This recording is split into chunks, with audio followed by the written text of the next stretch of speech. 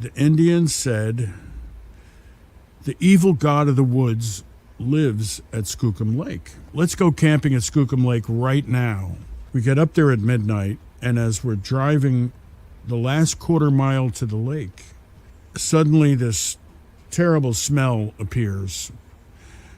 Skunk, wet dog smell. I stopped the van in the middle of the road, and we couldn't see a damn thing. It's just inky blackness. Suddenly, all the hair on my head, and I have pretty long hair, and I had it long hair then, stood completely out from my head as if I had been rubbing balloons on top of it and then holding them over my head. And my hair stood out like Einstein. All on my arms, all the hair was tingling and poking, like there was an electrostatic field that had surrounded me. My girlfriend suddenly just said, "I'm really tired, I'm gonna go to sleep." And she just passed right out in 30 seconds. The crickets had stopped. Everything had stopped. It was so dead silent that nothing made a sound. And then the smell went away and the crickets started again.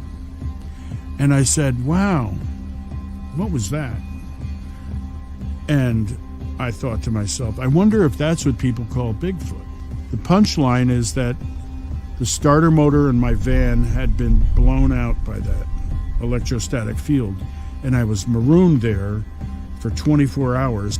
And Peter Byrne ran an organization called the Bigfoot Research Project. Peter Byrne had obtained about $5 million in funding, and I became part of his project. And we set up a 1-800-BIGFOOT number, take endless crank phone calls. About 100 to 1 was how crank versus real calls were. Hired a bunch of real forensic scientists, led by Glickman, as I said, to study the Patterson film. So we dropped about $500,000 analyzing the Patterson film and publishing the Nazi report in 1998, where the goal of what we were doing was to try to get scientists and policymakers to take the Bigfoot phenomenon seriously. Scientists rejected us, academia rejected us, the Bigfoot community rejected us. Obvious stuff to me.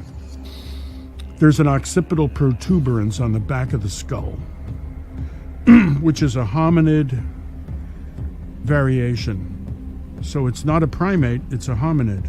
It's of the hominid line because it has a large gluteus maximus, meaning a big butt. We humans have a big butt. Apes don't have a big butt. We do. And it has a point on the back of the skull where all the back muscles attach, the occipital protuberance, which means it was designed for walking erect. Also, a hominid line variation. For some reason, that doesn't ever get mentioned by anybody. I don't know. It's just like, it's as clear as day to me whenever I see the Patterson film now. I'm like, how can you miss that? You know? And we had obtained from Patty Patterson, Roger's wife, the second copy ever made of the film. And we digitized that copy to get the best possible copy we could. And we actually gave Patty Patterson $20,000 to give us permission to digitize it. We had a great copy. We could see the muscles moving under the fur with the resolution we had. We also could see the bottom of the feet, and we could see grains of sand stuck on the bottom of the feet. Everything that we did find in the film suggested it was actual observations of an uncatalogued animal and not a guy in a gorilla suit. We measured the height at 7 feet 3.5 inches, plus or minus 1 inch. Is that Patty walks, does not run away, she walks away, and she avoids eye contact. I came away after spending $500,000 and getting a bunch of scientists to try to prove it was false, thinking it was real. The really key thing for me was that Patty walks and doesn't run away from the people and avoids eye contact. which is what you or I would do if we encountered a wild animal. One of the great mysteries for me with Bigfoot is why they're friendly to some people and other people never know they exist. Why do they show themselves to some people? Why do they not show themselves to others? And then I met people that were actually friends with Bigfoot, that they actually had ongoing relationships that were, I would describe as friendships. And a lot of these were Indian elders, and they don't talk about it. There are other times where I've stood in the woods with a Sasquatch right next to me, invisible. And I could sense it in so many ways, and it would touch me on my opposite shoulder, just like the game kids play on the 6th grade playground. And the rock quarry had a pile of gravel around the edge, and like a circular big pile of gravel with a hole in the middle. And I stood in the middle, and there was something walking on top of the gravel piles, knocking rocks down, walking around me. And as it walked around me, I would see the rocks actually falling down the slope into the thing, but I never saw anything. But I could hear the footsteps, and I could hear it walking, and I could see the rocks moving, but there was nothing to see. A Sasquatch floated by me in the lake, and I first thought it was a beaver, but then I realized it was a Sasquatch doing a backstroke, and he just swam by me without saying anything. Later that night, as I was trying to get into the tent that I had set up, bushes just outside the tent started shaking really intensely, like just really like somebody was really shaking them really, really, really hard. Once again, I didn't see anything. Then I heard what sounded like 100 crows cawing and coming, like a huge flock of crows coming to land. But there were no crows. One of my many opinions is that they can imitate other animals very, very well. They seem to they can do a great imitation of all the different animals. But the volume's wrong when they do it. It's just way too loud. So when I heard the 100 crows, it sounded like 100 really, really big crows. We would take videos of Sasquatch swimming across the Columbia River and then never share them with anybody outside our tribe. And we did that on 3 occasions I know of. I saw 3 different videos that my officer colleagues had filmed, and we would never show them publicly. Within Indian country, there's a lot of films and photos that are taken that are never shared outside of Indian country, are seldom shared within Indian country, which the Indians have taken, where we had like 3 good videos of them swimming across the Columbia. They're found in the water a lot. Small lakes high in elevation are like doorways for them. When you really study Sasquatch, it leads you to once again embrace vitalism, because you start to understand that not everything you experience with Sasquatch can actually be explained in mechanistic terms. And it can't explain Sasquatch turning invisible, standing next to you. It can't explain Sasquatch telepathically talking to you. It can't explain Sasquatch taking control of your body and marching you around. I've seen Sasquatch move through really thick woods without disturbing a branch.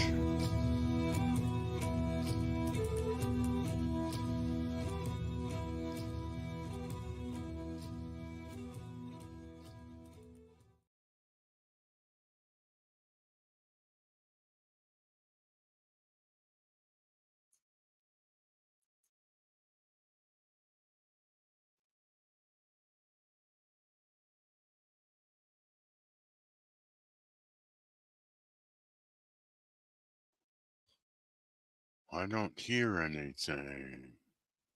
Yeah, you Uh, don't because I'm muted. Hello, everybody. Greeting. Almost had it down. Anyways, folks, this is Lord of ORD, the Fortean Digital Shaman, along with a new acquaintance and new guest, hopefully a new friend, Yeah, I Henry thought we're Franzoni. heading there. Yeah, I hope we're going there, man. and yeah, so the intro. We'll see what we got going on here. Jay, thank you for joining us. Raptor, thank you for joining us. No, Raptor, you're not blocked. I don't know where you got that idea. He's one of the hardcore critics. Uh, you're always blocked. Yeah, that's true. So, anyways, yeah, Henry Franzoni, and he's got a new book out. Let's see, get this lined up here. You think I'd have this all sorted out, and I thought I did, but there you go. So, Man, Henry got this new book and website, by the way. And let's see, this is the book, which I read Thursday and all day Thursday. I read the thing. It's called Falling in a Cooler Way: Why I Never Found Bigfoot. And I don't think, if you read this book, I think you'll be quite pleasantly surprised. So, anybody who hears this and sees this, check it's out. a different sort of narrative. Well, it's probably more in line with what we're dealing with from my observations and from my own experiences of what I hear from other people. So, of course, this whole thing that we're dealing with, Henry, is a different narrative now, isn't it? Yes, yes, sir. Yes, indeed. So, the Flash of Beauty is excerpts that last 10 minutes was from. So, if you guys want to check out that hour and a half interview, I think is personally one of the best interviews I've seen in a long time when it concerns this particular topic, for whatever it's worth. So, Did you see the two interviews they released today? what? Flash of Beauty. No, I've been too busy doing my own thing, so no, I haven't been Yeah. paying. Okay, so forget those earlier interviews. The two I released today are the ones you should watch, in my humble opinion. Why is that? Because I finally come out after 30 years of secrecy, and I spill the beans, and I actually add all the parts to all the stories I've ever told that I've left out because I had a secret to keep, and I kept it. And now I have permission to spill my secret, and I'm spilling it. Now, this is the same thing that you sent me Yeah, yesterday or read for on Facebook, right? Okay. yeah. I wanted to make sure you weren't blindsided by that whole announcement I was making today, actually, on two Flash of Beauty videos that came out today for members only. The second one, but I think they're going to put it out for the whole public in a couple days by March 6th, but they may do it earlier. Part two will come out on YouTube, and I spill the beans, you know? Well, you're more than welcome to spill any beans you want to here, my friend. So, Yeah, I see, I'm not like the others. I I'm not playing the same game as every other Bigfoot researcher that's out there. There may be some like me, I doubt it. But well, give us a I chance. You might be well, surprised. well, yeah, and I really explained that in this video today. Basically, I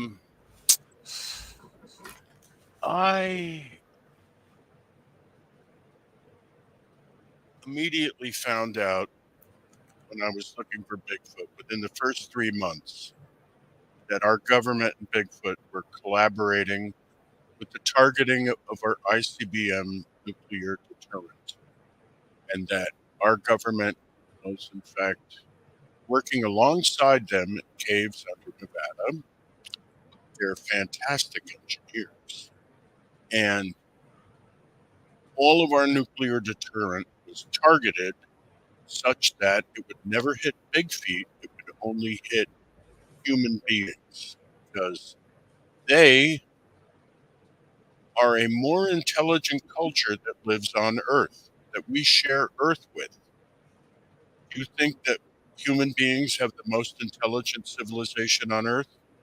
They do not. The big feet do, except they're not really. It's not the name. And they work hand in hand with our government on our nuclear deterrent to make sure it's safe for them. And that's just the tip of the iceberg. So that's one of the things, because the very first way I learned about Bigfoot was I made friends with a nuclear engineer from the U.S. Navy, a real special guy who was special forces, and he was a nuke. He was Polaris Fire Control. And this guy is one of a kind. And he and I worked together for 10 years. He was one of the greatest patriots, I think, in American history. That's just me, though. He was really a special guy, and he was my friend and my business partner, and we built computer systems for 10 years together in Portland, Oregon. And for that 10 years that we sat together every day building computer systems, he taught me about Bigfoot. And he had worked alongside them on our nuclear targeting in caves under Nevada for 10 years and had gotten out in 1971 when he was honorably discharged.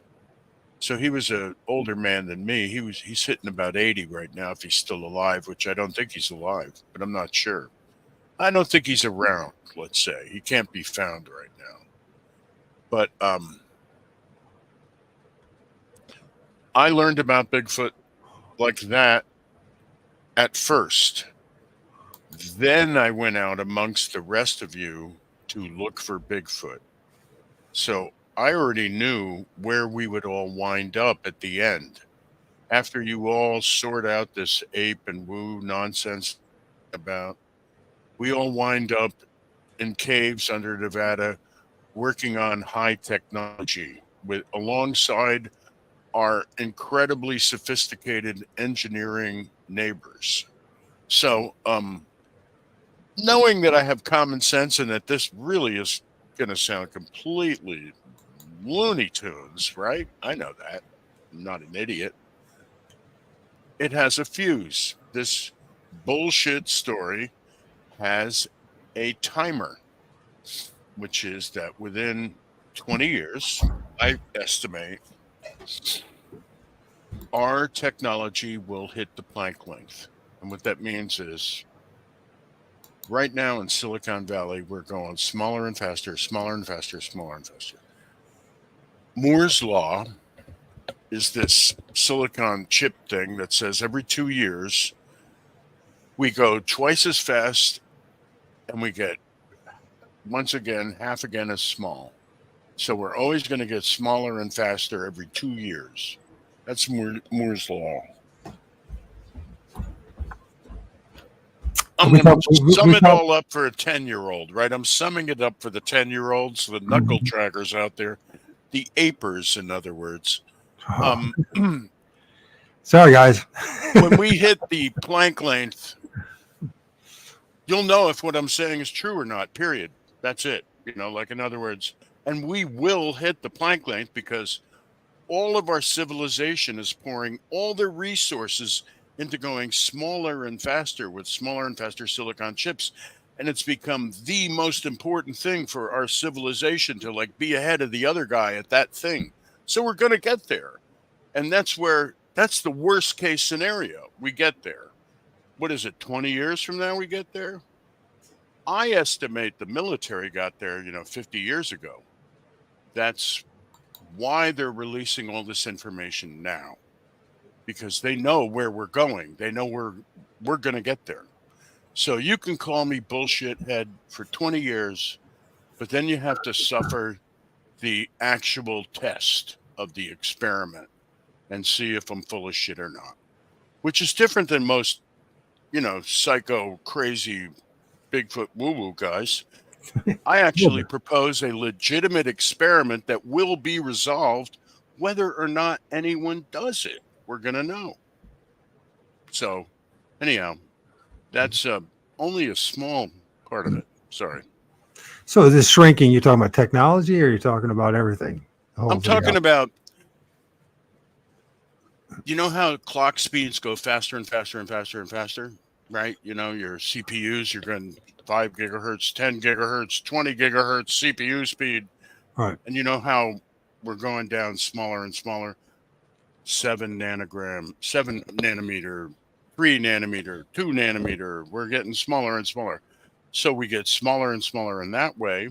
We get faster and faster in that way because, like, international power politics now depends on who has the fastest, smallest chips.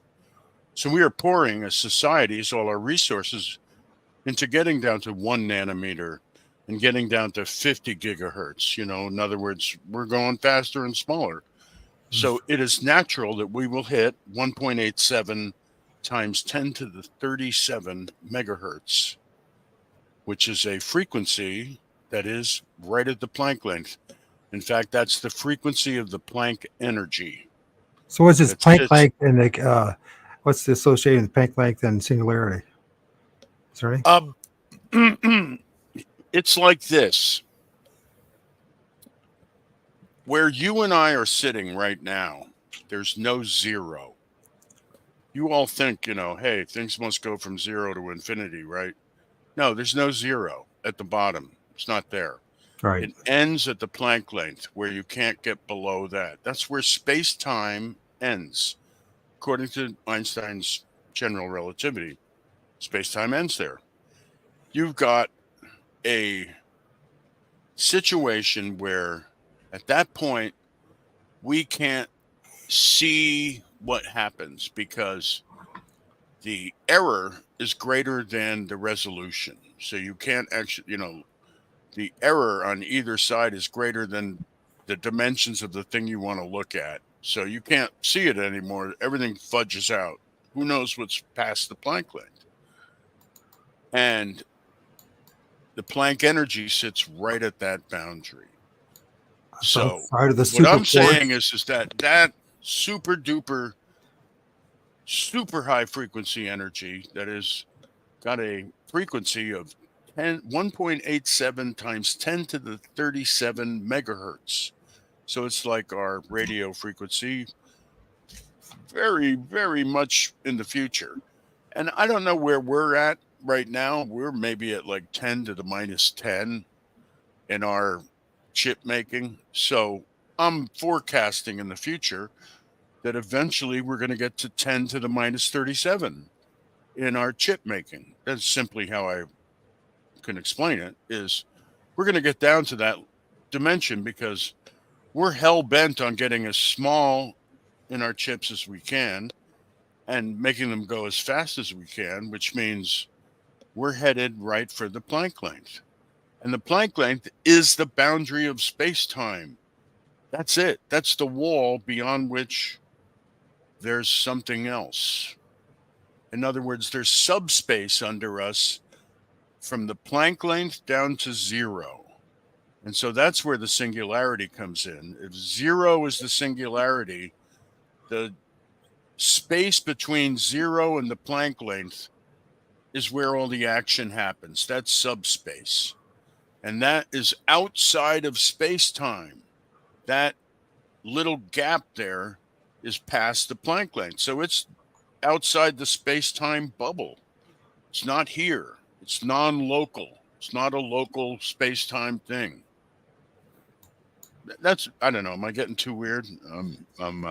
No, this is my puppy dog physics. For me, it's not too weird. 50 I'm just trying to do common sense physics, and I believe that, I believe in what I'm saying, right? But no, the thing is that. So where's the connection or correlation between the Planck's length singularity and the super force. How do you see it? Superforce is the Planck force that sits right there at the boundary. That's the correlation. So once we reach the Force super is the Planck force, force. They're the same. so what's going to Planck happen? force and superforce are the same. As soon as modern industry gets to the Planck length, they're going to smack into the superforce. Is the heartbeat of what I'm saying. In other words, if I'm right, and all this shit I'm trying to explain is right, this version of Einstein's equation that I presented to you has a clear prediction, and that's the clear prediction it makes, the actual testable scientific prediction with hard experimental tests. Once you reach the Planck energy and the Planck length, that is the super force, and you will be hitting the super force, and therefore the shit will hit the fan when you hit that. If I'm right, all hell will break loose, literally, if I'm right. And I think I'm right. I have a lot of self-confidence, right? But I don't want to get carried away. So if you guys are interested in learning a little more about what he's talking about, I think the video that I found is a good introduction for the general populace. You might have to listen to it several times, but it's the super force and Paya's effect. So, and you'll see the correlations between that and UFOs and that kind of stuff. So, yeah, is that how you pronounce? I don't know how to pronounce his name. Is it Pius? It's pie. It was Pais. No, like pie, like an apple pie is Pius. Pius. Pius. I need to tighten that up. He works for the Navy, and he's has a brilliant mind and thinks outside the box. And so for a while now, I've kind of realized that the plasma, the universe is allegedly made up of 99.999% of plasma. Plasma physics, along with quantum mechanics and all that, has some kind of connections with Bigfoot. And I didn't get that from the Bigfoot community. I got that from doing my own research, because I discovered if you're going to find the truth about much of anything, you better start doing your own research, because most people are talking out of their asses, whether they mean to or not. I think most of us do it just because we parrot things. And it's just what we all do, right? We learned this from school, from television, from religion, from higher education. We never have enough time to really research anything. So I finally had enough time in my life to have to do some research, and I did it. So another thing you find in Henry's book is he talks about a YouTube channel, Theories of Everything, with Kurt. Now, sure, I'll butcher his name because it's some kind of Indian. Yeah, how do you pronounce his name, man? I think it's Jay Mungel, but I butcher everybody's last name, so don't even ask. So, anyways, there's a video out there that's going to unlocking the secrets with Salvatore Pais, UFO patterns, quantum gravity, and etc. So it's this fellow reminds me of my friend, by the way. He's got a lot of passion about what he's talking about, doesn't he? He reminds me of somebody I know. Yeah, he reminds me of somebody I know too. There's a lot. I don't think they're the same dude, but which is interesting that you spend 10 years. So, one of the interesting things, I'll bring up is this whole thing about you being a military brat. What was that like? Yeah, I had a not normal. I did not have a normal deal happening. Oh yeah, grew up in France. How many languages can you speak, or at least can just barely New Jersey? I speak New Jersey, man. Hey. Yeah, so how's the guy's born in France, ends up in New Jersey, then in NYC, and then ends up in Oregon and Washington, and then ends up in the fisheries, hanging out with First Nations people, then ends up hanging out with some dude who's an ex-Navy SEAL for 10 years doing computer programming in It all Oregon makes in the sense. It punk really scene. does. It really all does. It all does Oh, make by the sense. way, Bigfoot does come into all this too, folks. Just have Yeah. patience. It all comes in. So No, I had a, you're not going to believe it, but I left a lot out because um, I actually play my life down because, I, y- well, you probably are sympathetic. I don't know if you'll be sympathetic with this, but hey, when I was a kid, I used to like be Mr. Exaggerate. I was like always, if I had a little more spice, sorry, my hair's sticking up. It's driving me crazy. don't Um, worry about it, man. that's We're old men. Nobody has any expectations out right. I of us. really What are you should. talking Okay, about? screw it. Okay, that hair thing just gonna go there. That's right. The thing was that when I was a kid, I used to exaggerate. I used to tell stories, and I worked with a bass player for 42 years. I love music, and he was the greatest bass player. I mean, I love this guy. And at some point in our 42 years of playing music together, he looked at me one night and he said, you're the great Henry Franzoni. You don't need to exaggerate anything. And from that moment on, I just never did. I just said, God, my motherfucking friend's right. And so I just made it a point from that moment on to never, in fact, to de exaggerate and to leave out things that sounded extra glorification. So I was really, it changed my whole style So of when did you start doing talking. that? Because most people that doesn't come into their life until so a lot of maturity when you finally realize Yeah, it was that 20 something, the 30 BS maybe. game is just that, a Yeah, BS 30 game. or something. My head whole changed. And then I was like, wait, I have to go out of my way to not exaggerate, like really, I honestly really. believe, Henry, everybody has to go through this. I mean, from my observation, I being a think you're wall right. being a wallflower and observing other people and myself too. So I had to work on it myself because we're conditioned to do this through like from the get go, right? Because of what Yeah, I was really full of shit at first. well I had to everyone sort of, is, I you really had know. to tame myself to stop bullshitting. Really, I had to go, Well, stop it, something man. happened to you where you started having a conscience and it bothered Yeah, you. I grew up for sure. I Yeah, mean, there's a lot of pain associated with this.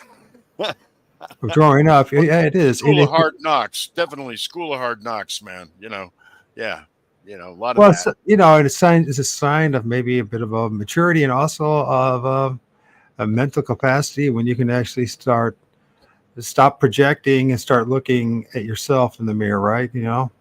And saying, look at your side of things. And it's like, am I doing what these dudes are doing? Or am I doing what my buddies are doing? Because it starts to get annoying, right? You start seeing all the posturing and the bravado and the peacocking. You're just like, this really sucks. What happened to just being friends and ever being cool? Everyone's like freaking, you go on vacation with people, you come back and like the stories that you hear from the people who had the same vacation with you, and you're like, that did not happen. How are you guys?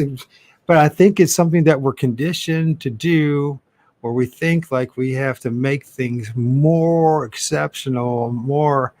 Uh, I think it's like trying to outdo the other person. I think it's because of Hollywood. I think it's because we've been entertained so badly that our brains and our perception of things has been so skewed that we can't see the value in the simplicity of life. We have to act like we're a bunch of little kings and queens, and we're not that.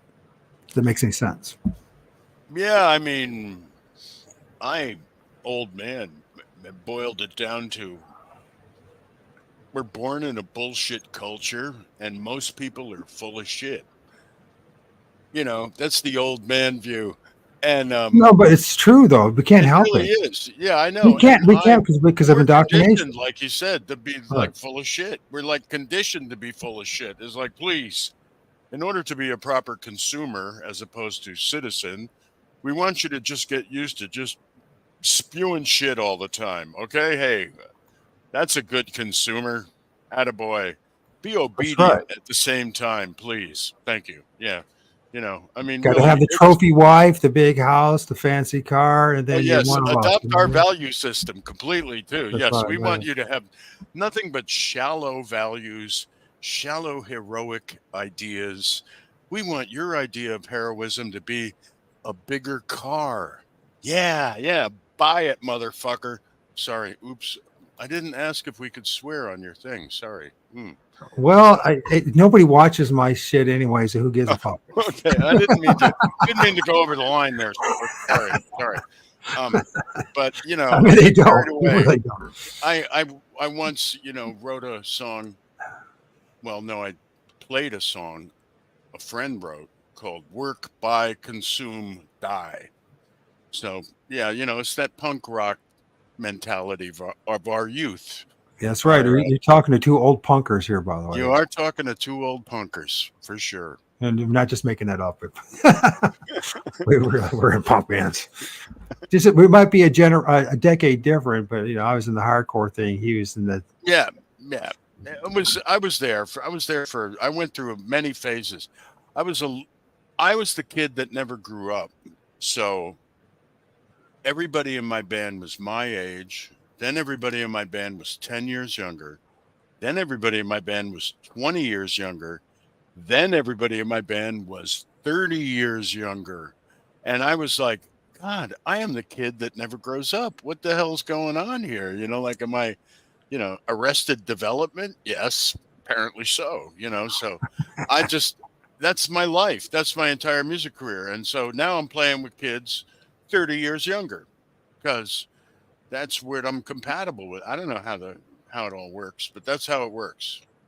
Well, good for you. At least you have that still with you. So, you know what I mean? It is. I mean, it's like that. Yeah, that part of my life has pretty much left me because of health issues. Well, I haven't picked up a stick in like 5 years, but see, that's changing this summer because a guy like me, the universe pressures me to play music and to write and play music. And if I just sit in a room, pressure will be applied to me to play music by the universe. And so that's happened, and I'm gonna play. I got a band. I got a project that we're going to take a shot at this summer here, and we'll see how it goes. Nice. It's one of those. Sure enough, I knew I would. I'm going to go back to it. I had a complete music career in my mind because my best friend Fred died after 42 years of playing together 5 years ago. And then he went to the Oregon Music Hall of Fame in November. And I'm just about ready to pick up a stick again. But, last 5 years, since Fred died, I haven't wanted to play. I think it's pretty normal to be like that, Yeah. Well, I started last summer to pick up my acoustic guitar. I was a bass player for like 30 some years. And then when I was poisoned by the swine flu jibby jab back in 2009, it pretty much took me out of the game. And then, I don't know, I just decided, but I always wanted to play the acoustic guitar and use it as just simply to write songs. But I just started to, like the summer, that's all I did the whole summer was play guitar. And I'm probably going to get back to doing that. And I'm sure after this interview, I'm going to be going down a few other directions, not just about. This is what I do, Henry. I go in chunks. So I'll do like 2 or 3 months of doing some full bore, and then if I try something else, I'll come back to it. I do that. I mean, now that I'm getting used to being retired, and that's like, hey, freeform schedule. What are you doing? Yeah. And the other thing I learned too from that is that the best way for me to learn, I can't compartmentalize. I need to like focus on a particular topic and go full bore until I burn myself out and go to the next topic. I can always come back, refresh myself. It's kind of like music. It's like when, writing an album, writing music, You put a bunch of time into it, maybe 2 or 3 months, maybe longer, depending on that's all you're focused on. And then, if you're real fortunate, you might go on tour or whatever. But then it's like then you take a break and before the next round of whatever it may be. So Yeah, that's how I totally, am. man. Totally. Same. I understand. Yeah, that kind of like, yeah. The old, this is what retired life is sort of like. Is you pick up a project and you're all over it for a month or two, and then Burn put down, yourself out and do the next thing. another project. Hey, I'll work on the shop this month. All right, man. So yeah, it's I understand that kind of thinking. That Yeah, it's just approach. I can't do it any other way. I'm too linear, I guess, in my thinking. And these people that say they're multitaskers, I never could understand them. It seemed just like the person I had friends growing up.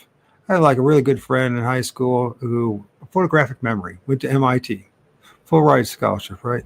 Lots of friends are pretty brilliant, and knew what they wanted to do my son's age. And I'm like, I'm now 56 and I still don't have a clue what I want to do with my life, except that I Oh, just want to learn. So get up and learn something. That's about it. You know what I mean? But outside of that, I never could understand people who already as in their early teens or before they graduated high school, they already had their some life all people are planned like out. that. Yeah, some people are like that. They're just Maybe it's born. family They know what they structure. want to do. They just know what they want to do, and I'm a lot more like you. Well, yeah, I knew what I wanted to do, which was play music with Fred and make really weird music, but I had to have a day job. And I, of course, worked a million different jobs like all musicians, but I'm not, well, I had to fall back on my skill, which was, being, computer guy. So I was really into computers. I wanted to, boy, I'll tell you, we were talking about this before we went on air, but the super brief story is my career happened in biology because I was a computer guy and I used my computer skills and leveraged them to learn biology on the job. And the way that worked was the federal government has a huge operation monitoring the survival of smolts, and they call it the Smolt Monitoring Program.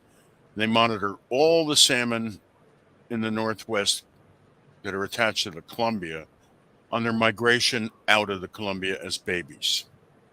And so this huge regional monitoring network for biology, they had always tried to get a biologist who was good with computers to be the guy that ran the whole thing, because you had all these scientists out at all these fish traps and you had all these contracts. It was a whole bunch of administration, incredible amount of computer work, biology.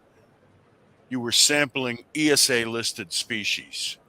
So you had to have all the biologists handle the fish just right and all kinds of biology Mm-hmm. applied and expertise applied. You needed a whole bunch of, like you needed a brain trusted PhD biologist to do it, right? Right.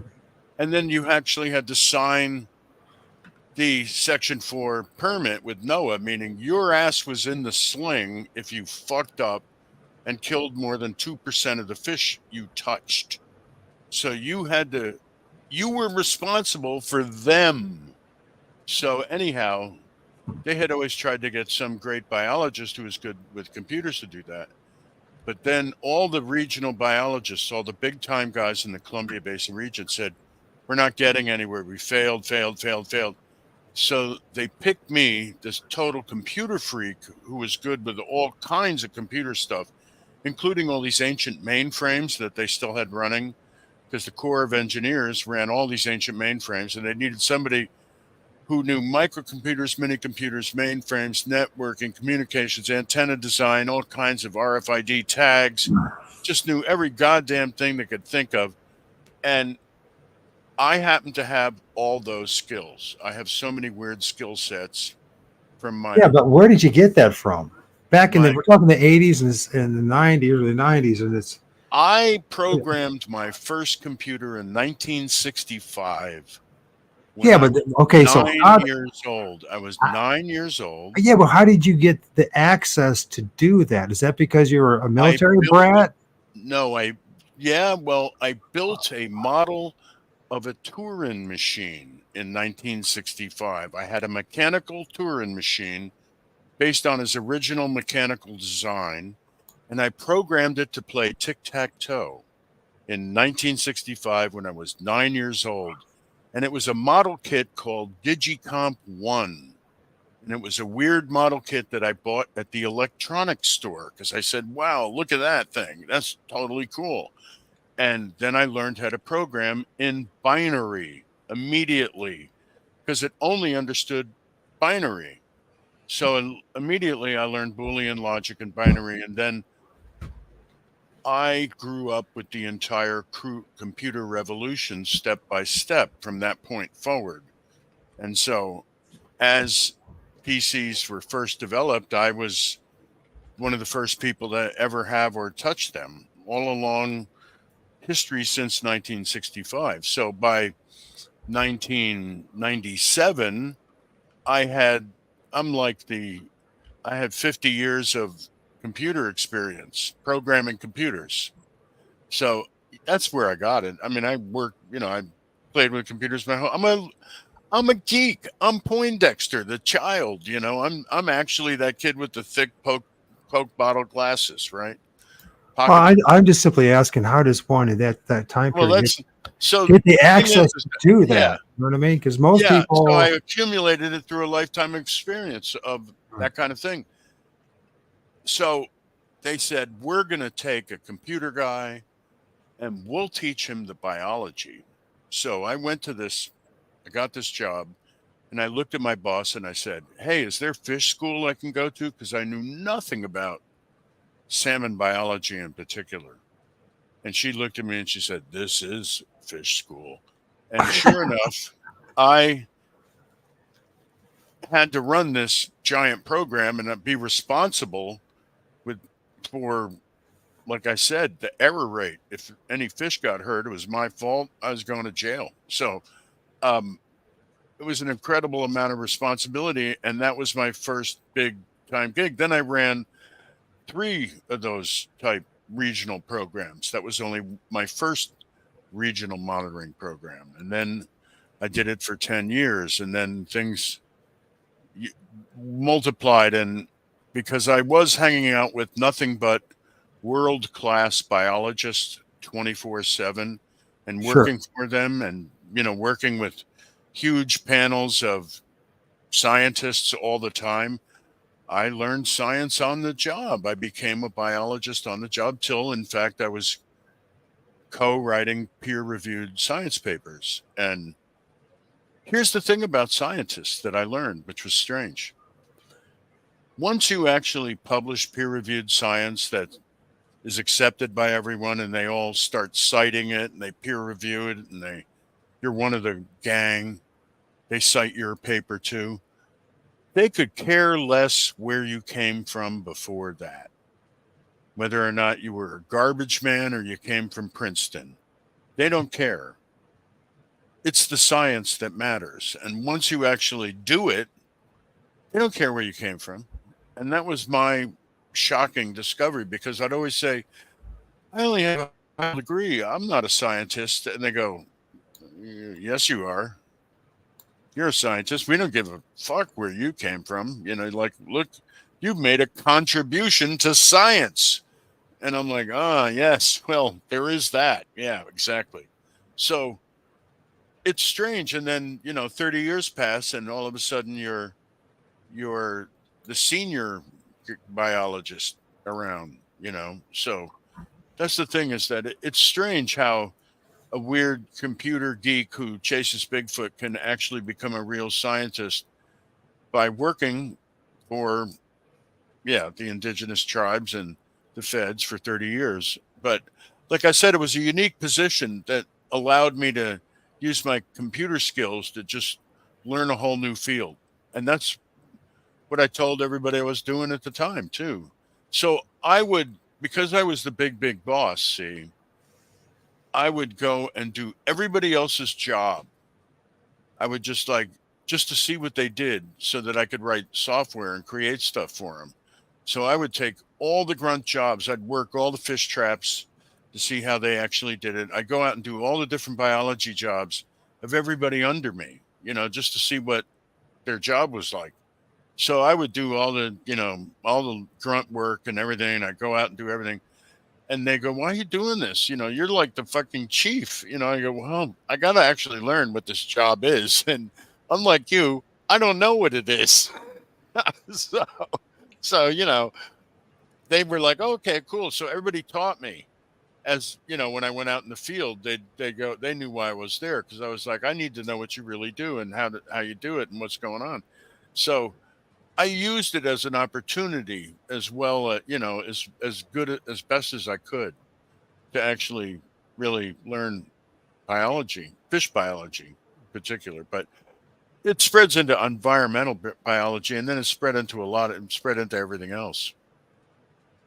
Nice. Well, I can relate to it. So whether it Yeah, was you're a bio guy. Yeah, you're a bio. so, and of course, I was in the environmental field, environmental consulting field. I had an opportunity to do some projects in the Maumee Bay and also on the Lake Erie, and so our issues are more of invasive species. That's what our issue Right, is. right. We have No, huge I, issues I with that. went. I know you guys. See, I got to a point where I became a serious bureaucrat. Right, we're talking bureautron, and so I was a member of the Organization of Fish and Wildlife Information Managers, which means that your state fish and wildlife information IT guy for your fish and wildlife department and I probably had drinks together at a conference in like Texas. So is this Because GNIS have any connection with what you're talking about?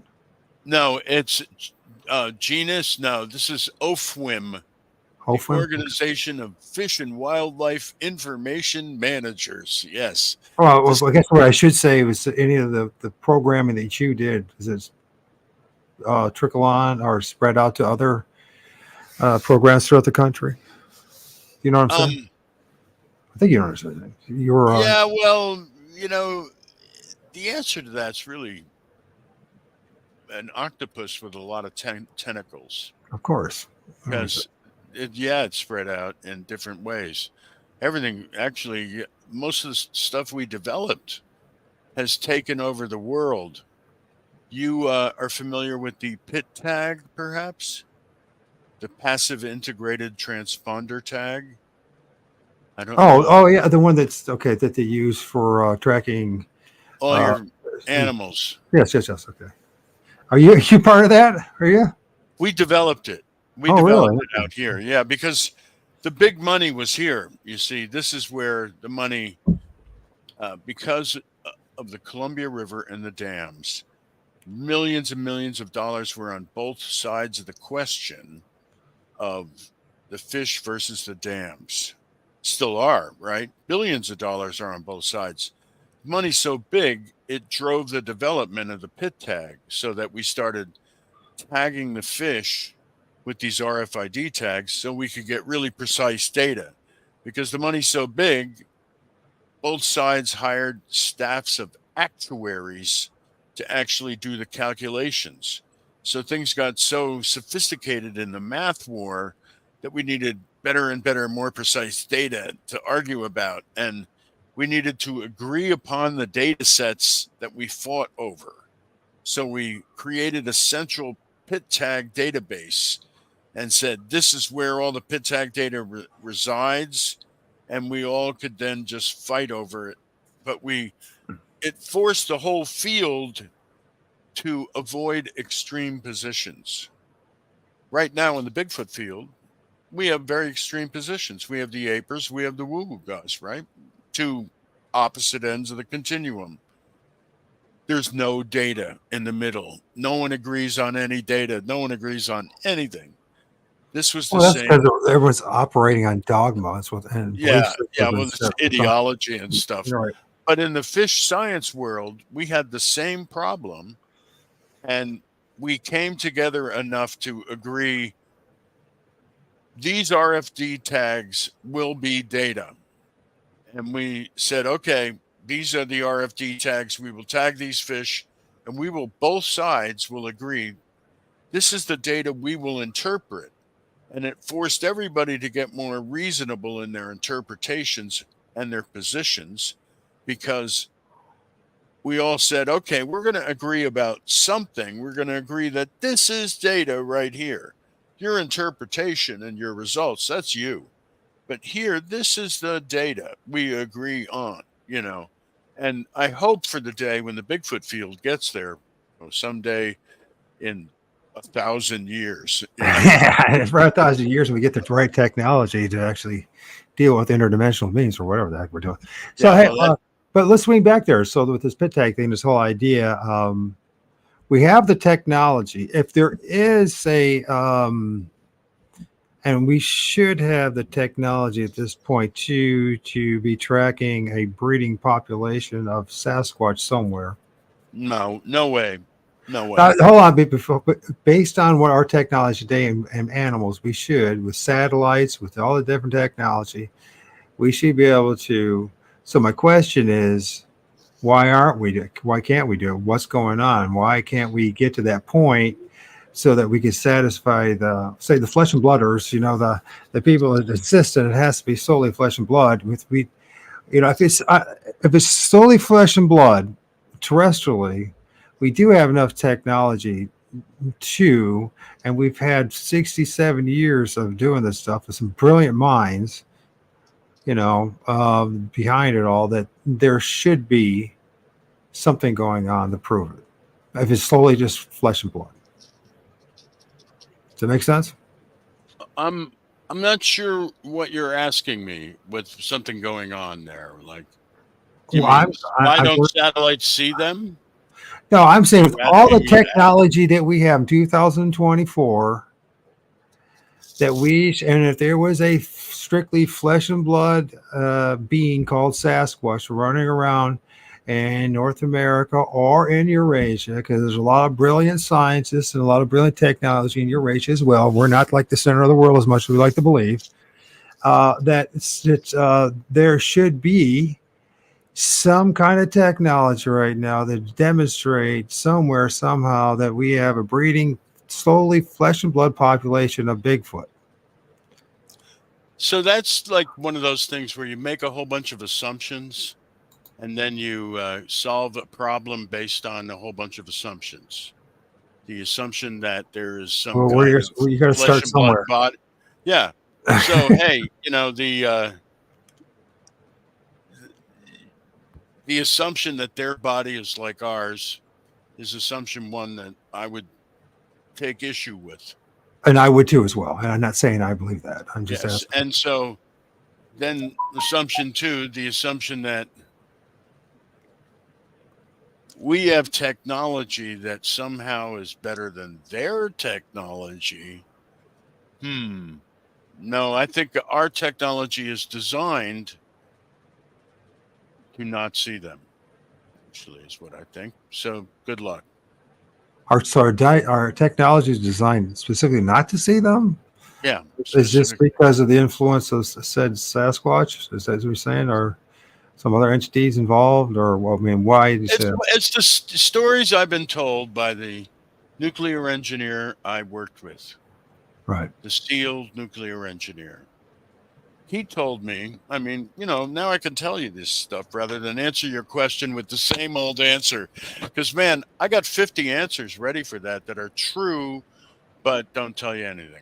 So there's a lot of that in the Bigfoot world. I'm like a sports guy. I can just say nothing. Hey, woo, hey, charge. We have nothing. And on the other side is guilty as well. So it's almost like this Hegelian dialectic has been foisted upon us to delivery to Yes, super I acid. I totally agree, sir. Man. Anyhow, sorry, I've forgotten the question. Damn it. So, could you remind me what we were talking about? We were talking about technology that we have today, and then and why can't we use that Oh, technology right. I to remember where I was to going. Right. track these I these? If remember we're where I was simple, going. okay, okay, Forgot. Okay. So,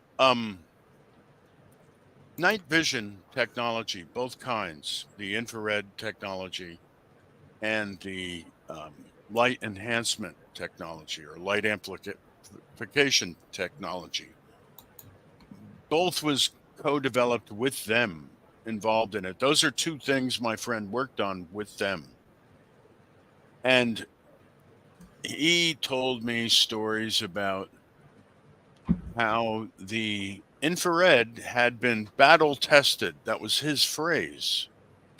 In the Pacific Northwest, specifically designed to not reflect the energy frequencies that they reflect, so that in fact we wouldn't see them. And if you look closely at forward looking infrared at FLIR devices made by the FLIR Corporation of Portland, Oregon, you see that they have a very low frequency infrared device and a high frequency infrared device. Two different devices. The thermal devices are high frequency, and I think the other, I forget why they have two, but they do. And there's a huge space in the infrared spectrum in between them. all And right, I have kidded around with the FLIR engineer and said, hey, look at that. There's a big space in between your two infrared detector bandwidth frequencies. And he said, well, there's no information there. And I said, oh, oh yeah, that's funny. Funny phrase, no information. So, yes, I'm saying that. Plus, it gets much weirder than that. Weirder, weirder, weirder, weirder. I mean, that's just the surface. That's just the top of the puddle. Maybe I should say more. I don't know. I mean, yeah. Say more. I guess I got a little distracted with some of the comments. the the take a chip that is like gallium arsenide, I think is what they use for infrared detectors. I mean, basically, it's a chip and it's getting hit with radiation. So there's a frame grabber because radiation is just streaming in to the lens, and somewhere it winds up on a square plate.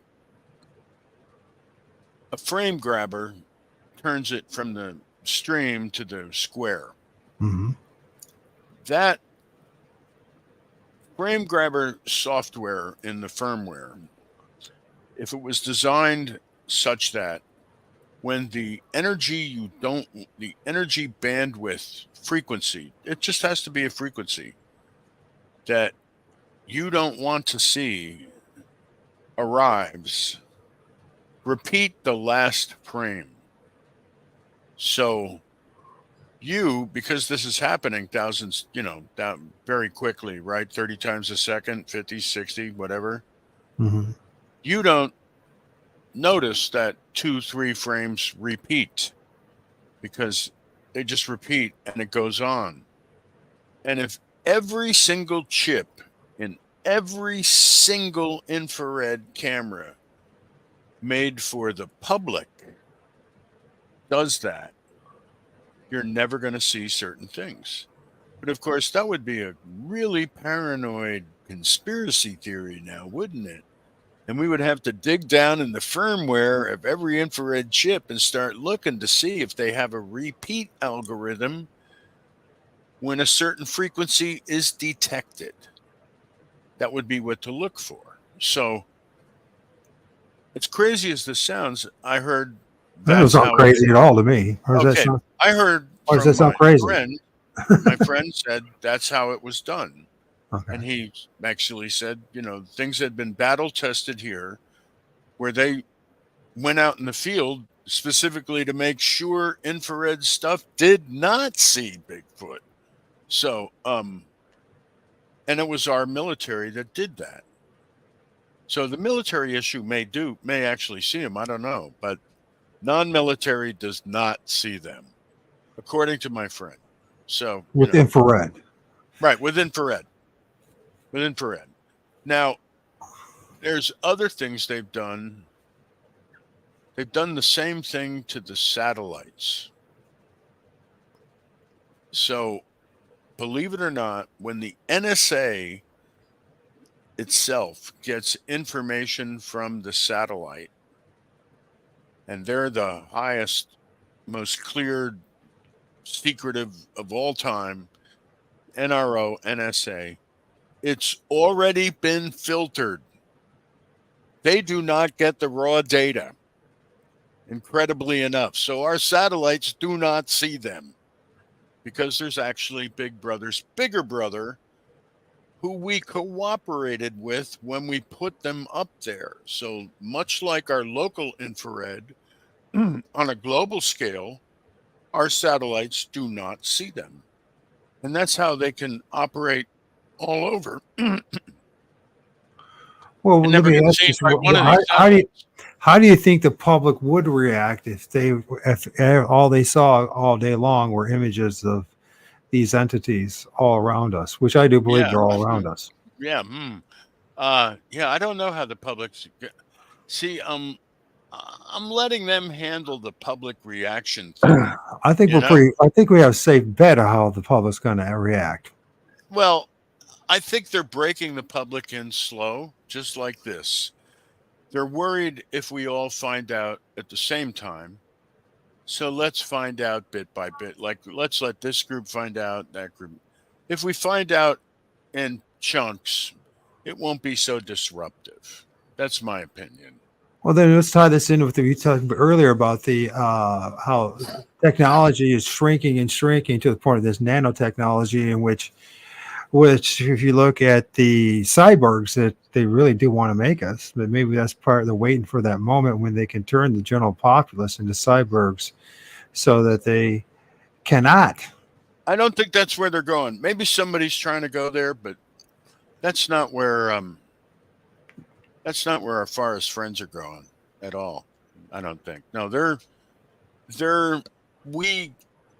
we grow up when we get down that small. When we get that small, we cross the boundary into subspace underneath the Planck length. And we run into all the other intelligent species in the universe. Now you're talking about when we turn into that, because you said in that interview at the very end, you said that Sasquatch is a ball of energy and so are we. Is that what you're talking about? No. That's true.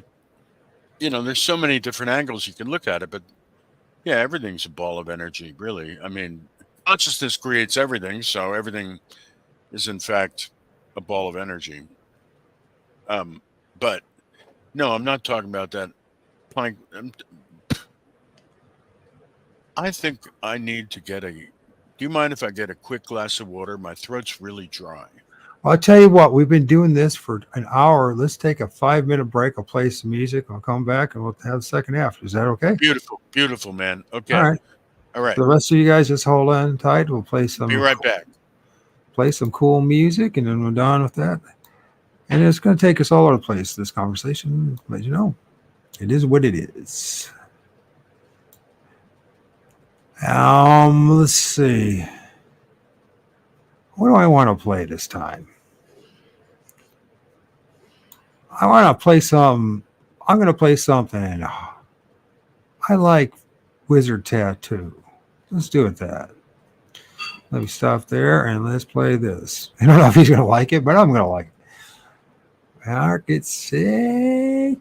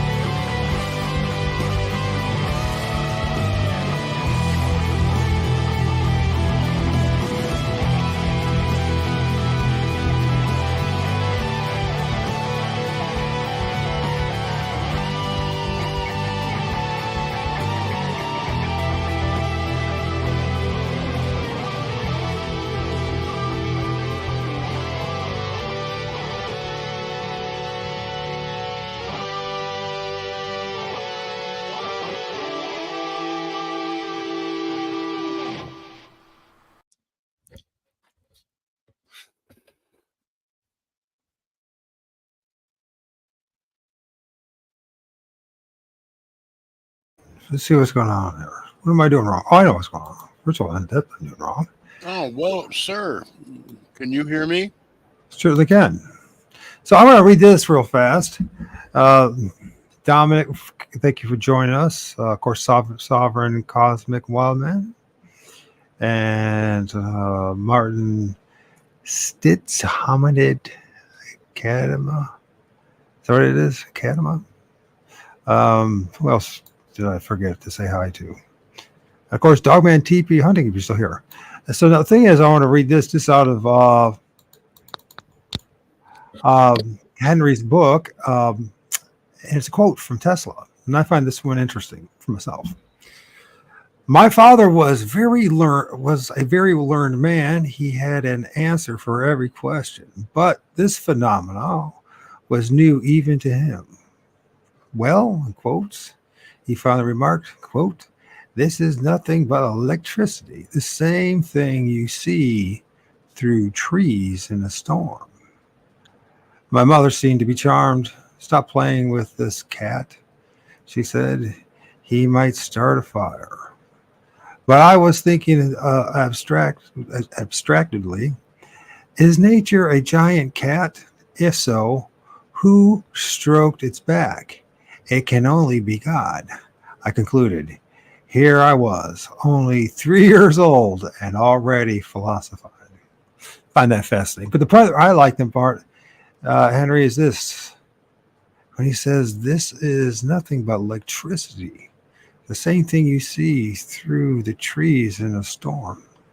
I don't know if that means anything to you, but it means something a whole lot to me.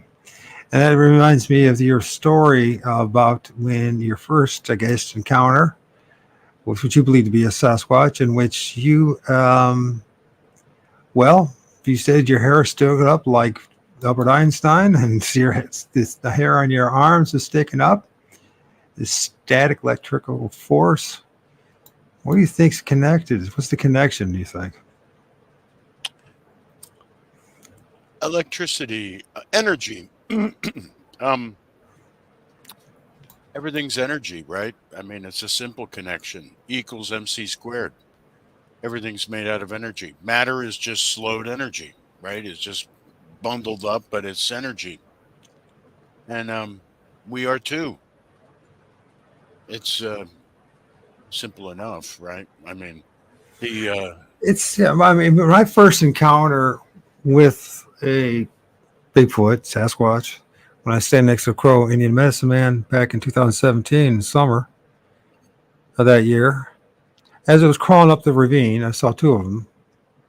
And the one and a couple things, and it connected with what you were saying. First thing is, it appeared as if the one to the left, as it rose up, and then all of a sudden, because it was on the other side of the ravine, and there was a large tree that had been broken off running across parallel in that ravine, and somehow it got from there to our side of the ravine and eventually got 15 feet in front of us. So, and when we got that close, we don't think I noticed. But first thing he said, he saw eye shine, for whatever it's worth. Secondly, I noticed that every fiber in his body, every hair on its body shimmered like electricity or static electricity is running through it. And not only that, from him going from one side of the ravine, it had to go either jump over the tree and the branches that still had leaves on it, or had to go through it. Either case, you bring it up, that it go through it, the trees, but you don't hear. no sound. No sound at all. Now, when you brought that up, I'm like, well, that's exactly what I'm going through. Whatever anybody else wants to say about me, that's what I'm going through. That's what I'm seeing from my research. Yeah, that's the kind of thing I've tried to explain to people lately. Like, what I try to explain about the superforce, the Planck energy, let's call it the Planck force, because that's what physics calls it right now.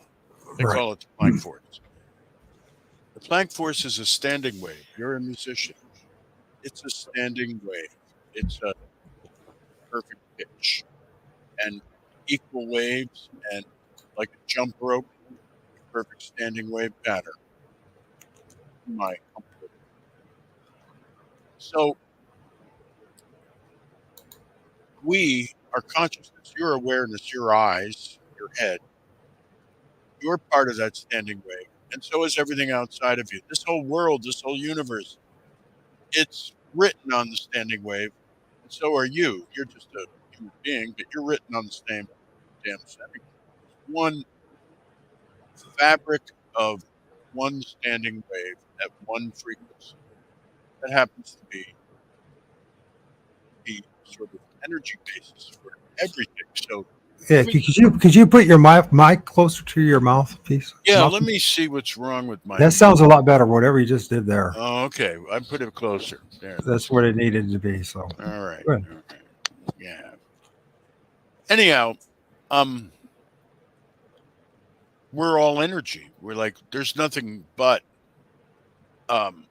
this fabric, and all of matter and energy and momentum that we know as the universe is written upon this background standing wave. When you get out of phase with that standing wave, since that standing wave is also your mind, what I claim is that Bigfoot can get out of phase with the standing wave. They can, just like a musician, they can go rubato or accelerando, Mr. Musician, sir. They can take the BPM, the straight time signature. Okay, we're going at 170, and they can drop it to 160 or go up to 180. And when they do that, they move like you saw. You saw that, in my opinion, when it jumped across the river. Did it go through the tree or around? Whatever way it went without a sound. Because no thud. It jumped. There was naturally no thud. It stepped outside of the boundaries of the geometry of space-time for that split second, because it got out of phase with this standing wave. And that's all they have to do is just like tweak their own head standing wave one iota, and they can just move frictionlessly in all dimensions. So they can move frictionlessly. Boy, I'm having trouble with that word. Time for a glass of water. Are you there? You're spending too much time with me. They can move like that, and because what we're talking about is energy. Yeah, there's a lot of maybe electricity associated with that, or static electricity, because as Tesla said, what you're talking about is if this Planck force, faster than light, is moving through everything all the time, what Tesla claims is that friction occurs, that all energy we see in this dimension, the sun, electricity, everything we're looking at, is just friction as this faster than light wave passes through every point in space-time. Mm-hmm. That's what Tesla says. He says all visible energy is just one tiny bit of what energy is. It is just the frictional byproduct of all these rays ripping through us all the time that go faster than light. Every once in a while, one bumps into something, and that's all the energy we see in our universe. That's what Tesla was saying. So that's why you get the static electricity, because in essence, these creatures are that faster than light energy now, and oh yes, it's got a static charge. Anyhow, that I've witnessed and you felt. And I also noticed too that there's also a correlation with the trees, and the trees themselves generate static electricity.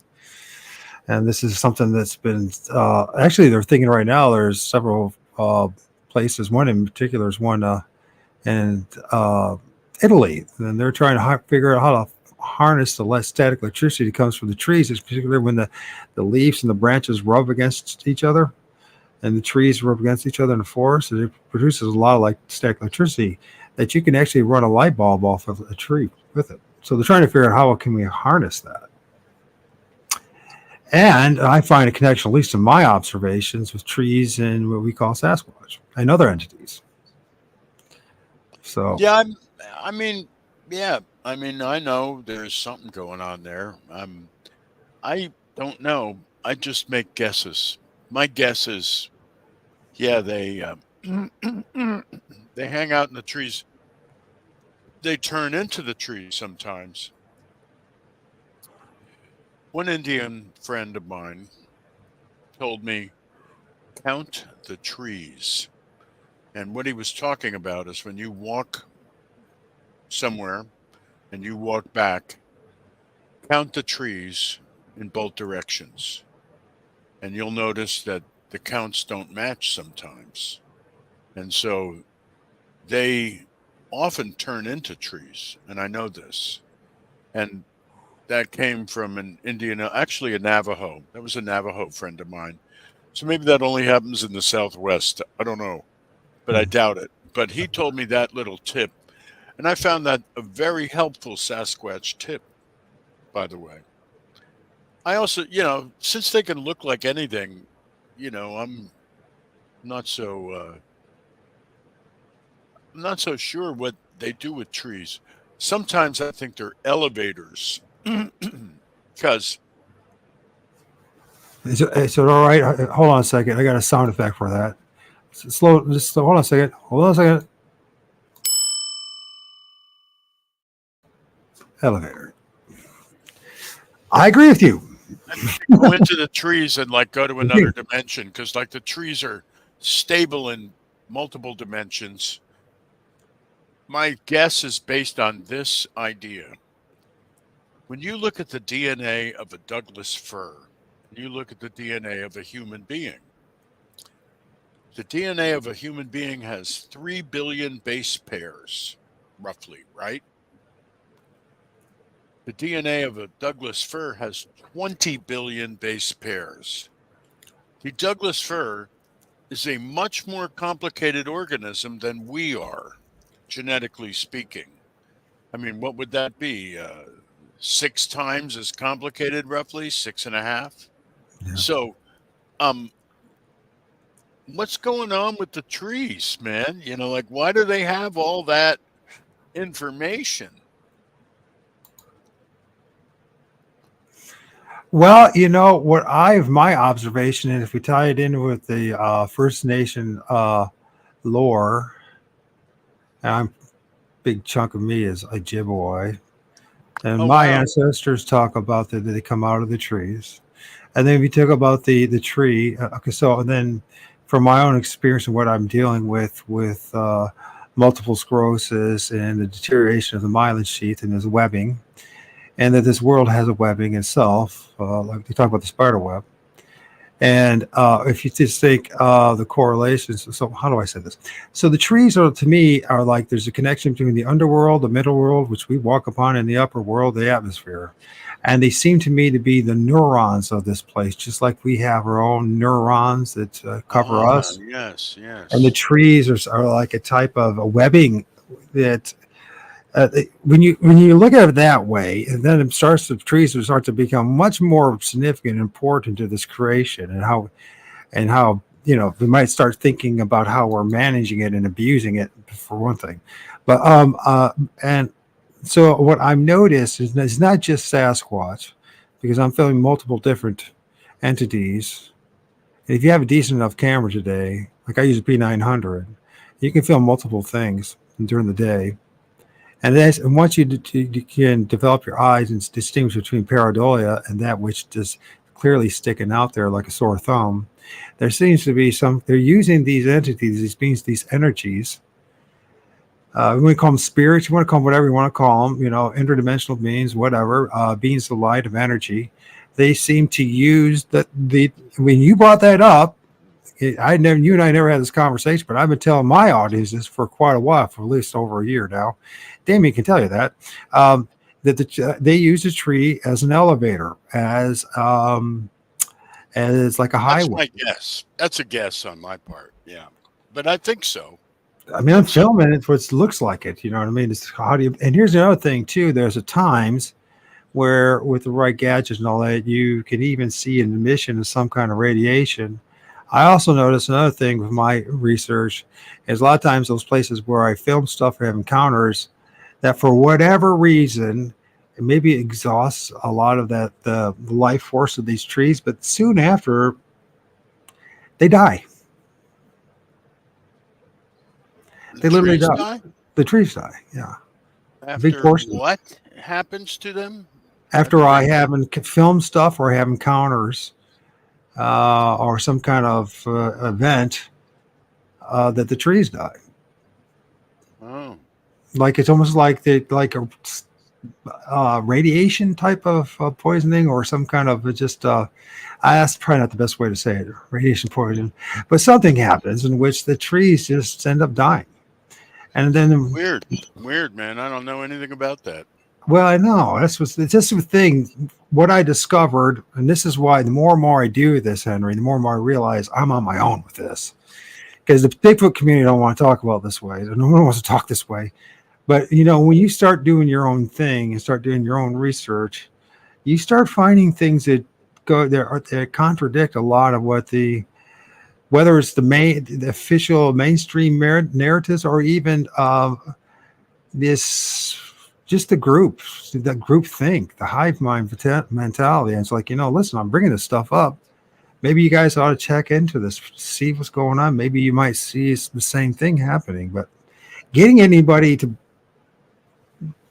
cooperate and do their own research is similar to this absolute nightmare. So I don't think it's going to happen.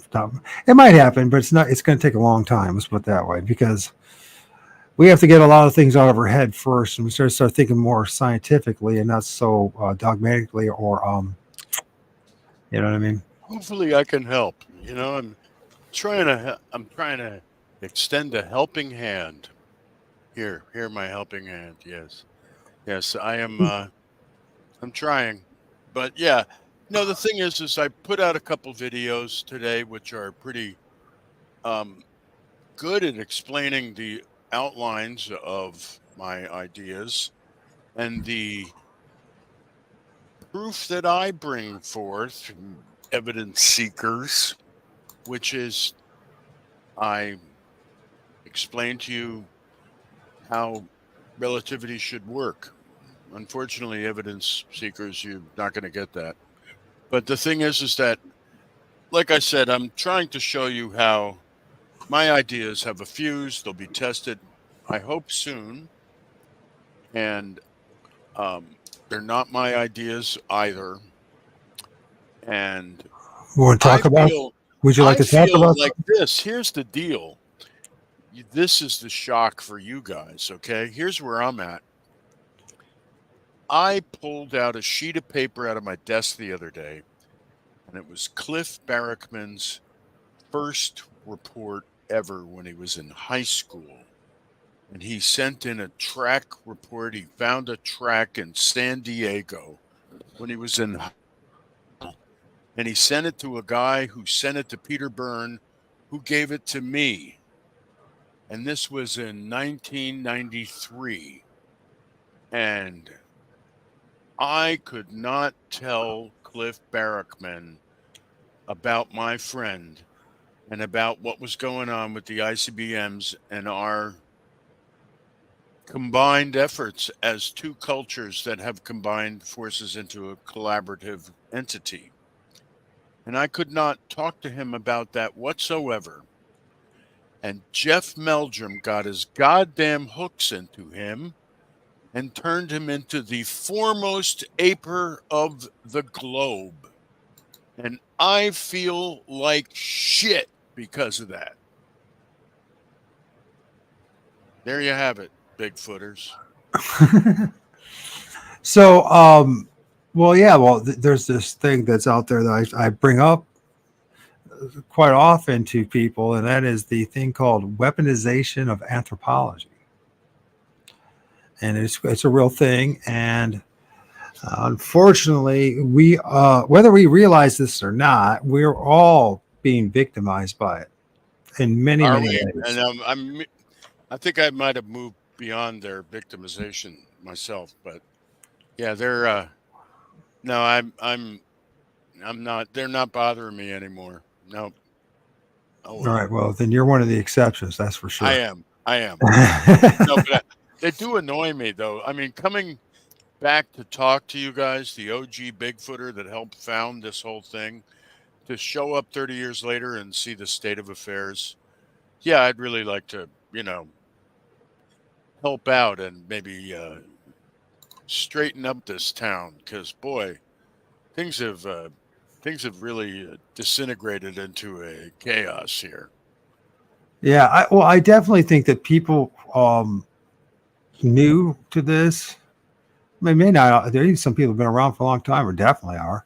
But this weaponization of anthropology. You talk about Jeff Milgram for one. I mean, it's just you can see it. I can see it happening.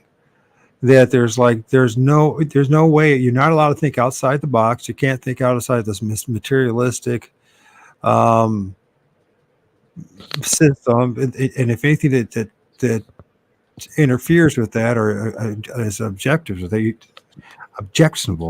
then you have to throw it out. But the problem is if we're going to go to the next phase of our discovery and understanding, whether it comes to technology, understanding this world, then we have to be willing to look outside the box.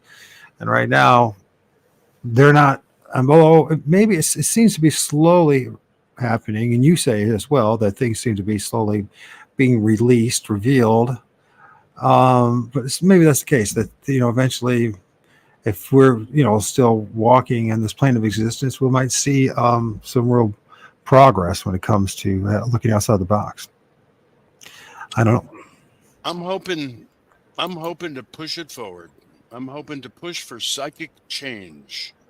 And I always boil it down to something really simple because I've been through this really so many more times than you could possibly imagine. And it's this: truth lasts, bullshit fades.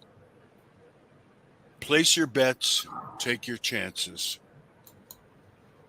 Well, from my observation, when it comes to the topic of Sasquatch or Bigfoot, uh, that the flesh and blood crowd, you're being faded out. You're being phased out. Is what's happening. You're not quite there yet because you're not willing to broaden your horizons. I also do think there's a little damage being done too from the woo crowd and taking it too far with this new age stuff and kind of abandoning too much of the scientific method in its own right. But eventually that will be settled out too, I imagine, at some point. But it is what it is. When you deal with stuff like this, everyone comes with their biases, their prejudices, and unless we're willing to challenge those and look past them and readjust and adapt, then we end up becoming very dogmatic, fundamentalists, and become very religious-like. And it's on both sides. And you can claim that you're actually operating, say, the scientific method, but you yourself can't prove that. You can't demonstrate it. The only thing you can do, and I say you particular, Henry, I'm talking about those that are in the flesh and blood crowd.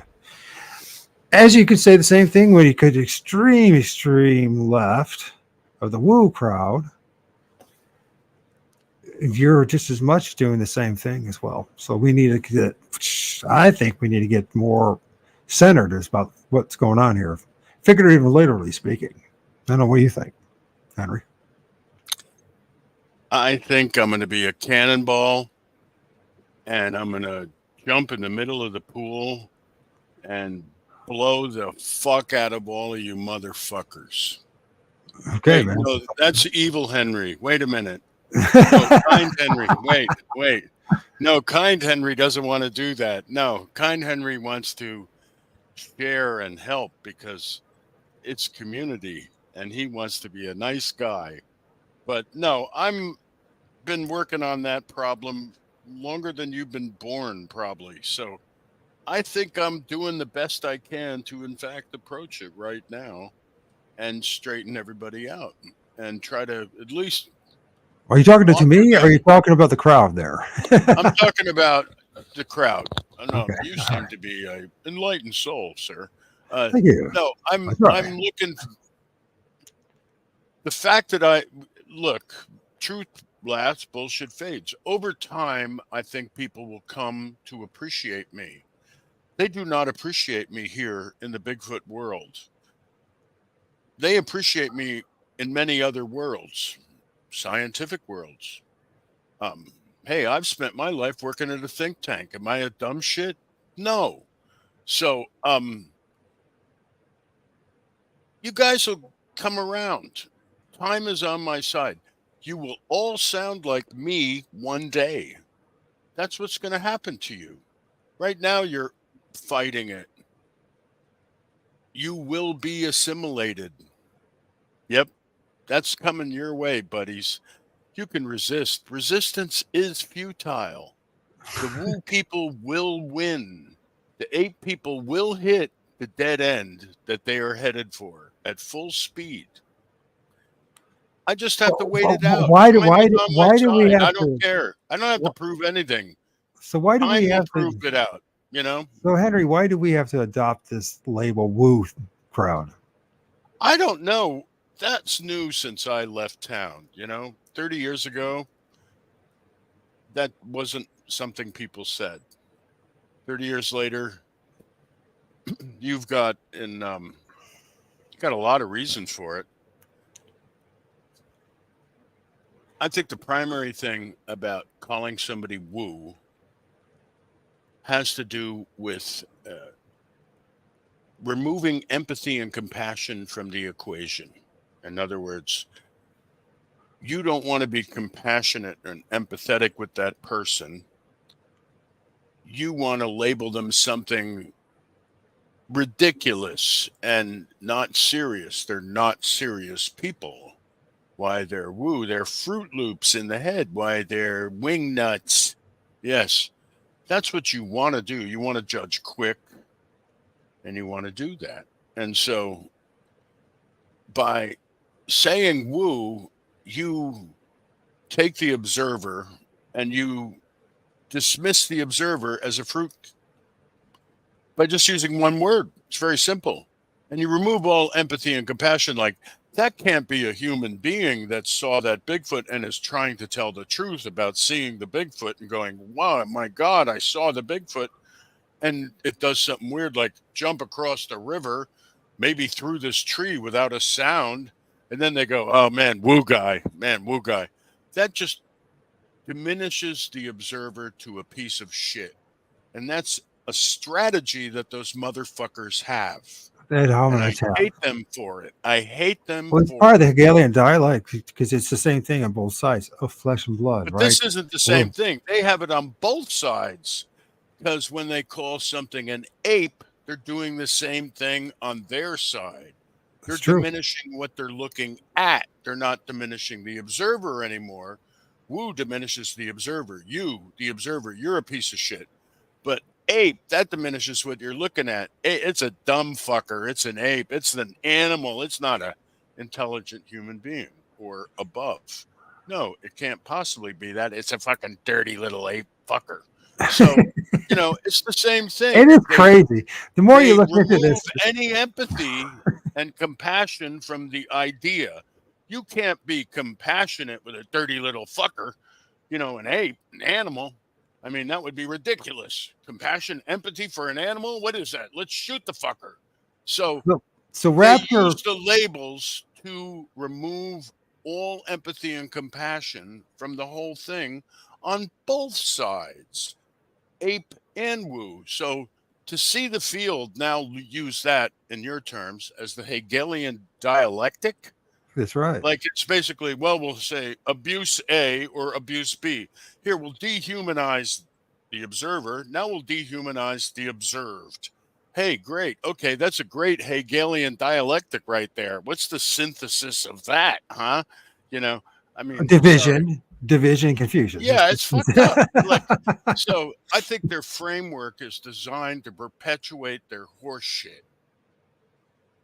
I think so too. That's my basic view. Now, I wanted to just because Raptor, there's a couple of people that have lots of questions, but Raptor, he's like the dude who's been showing up on my channel. He's kind of like the skeptic, the critic, always shows up, right? So and I don't have any issue with him. But he says, "Does this guy, referring to you, have any proof of what he's talking about?" How would you go about? How would you You go? seen part 2 of the video yet of Flash of Beauty today? I haven't. Are you asking him in Yeah, particular? I'm asking him. Raptor No. Crazy. You seen part 2 of the Flash of Beauty video? So, well, let's see. Maybe I can find that. It's for members only today. It'll come out in public for free in the next couple days by March 6th. Well, I also Watch think that video. the Watch thing that is, video and then give me some. Then we'll talk about proof, motherfucker.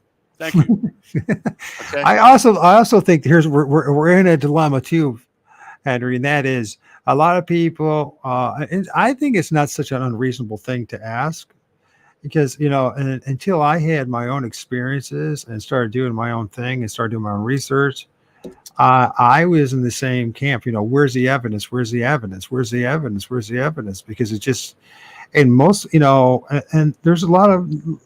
What do you want evidence for? What do you want it? What do you want? What do you want? We're talking about Raptor, or you're talking about me? Anybody. For me, I wanted to know when I started out. Well, first, when I started out 7 years ago, is to prove that the Sasquatch was a government psyop and just another one of those endless, lines of BS that another narrative just to confuse the crew, the people, but within 6 months, I'm having encounters with what looks just like what people call Sasquatch, and it's not just me alone. And no, this guy lost his pants out in the. Oh, come on, man! Just don't be harassing now. If you don't want me to block you, man, come on, man. Don't be a dick, right? It's fair to ask questions. Another thing to be a jerk about it. You know what I mean? So, the thing is, and until I had those encounters, and then I had to go through the spiraling like chaos, because I had to deal with the flesh and blood crowd for a long time. They're extremely abusive to me because I was trying to tell them, listen, this is my experience. This is what I saw. I don't care what you guys say. I'm not lying to you. There's no point to lie to you. What am I going to get out of this when I'm telling you that I seen the damn thing come out of a tree? I seen it go through a tree. I seen it pop out of the ground. I've seen all sorts of things. And the difference, I think the difference is, except that I'm turning into a ghost here tonight, is that I went out and did my research. I realized within about 4 or 5 months into doing, I was interviewing like MK Davis and others, and I realized I was not going to know what the hell was going on until I actually did the field research. I had to go out myself and do it. You know what I mean? Yeah, and then putting the pieces together. Important. I think that's actually a key point, if I may. You have to find out yourself. This whole thing is between yourself and them. And in fact, and you guys aren't going to really appreciate this, this whole thing is a search for pieces of yourself, because your soul inside is the same thing you're walking around in. That huge universe, that earth, that local reality, that's the same thing that you are inside. That's your subconscious out there that you're walking around and shooting Bigfoot in, okay? You are actually finding pieces of yourself when you find Bigfoot out in the world. You don't understand that yet, but that's actually all you're doing.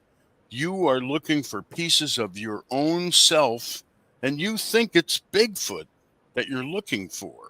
But actually, you're looking for your own subconscious. You are looking for you.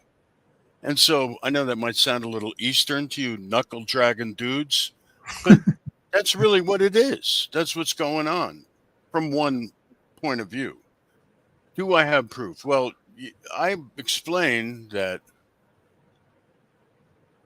I have scientific proof in the form of science that I believe should be examined by legitimate physicists to see if it indeed is the scientific revolution I say I have brought back from my conversations with them and my friend. And I think I'm not giving you pseudoscience, but the real thing. And I explain why. And furthermore, I explain my bullshit has a time limit. It has a fuse. You can ignore me for 5, 10, 20 years, something like that.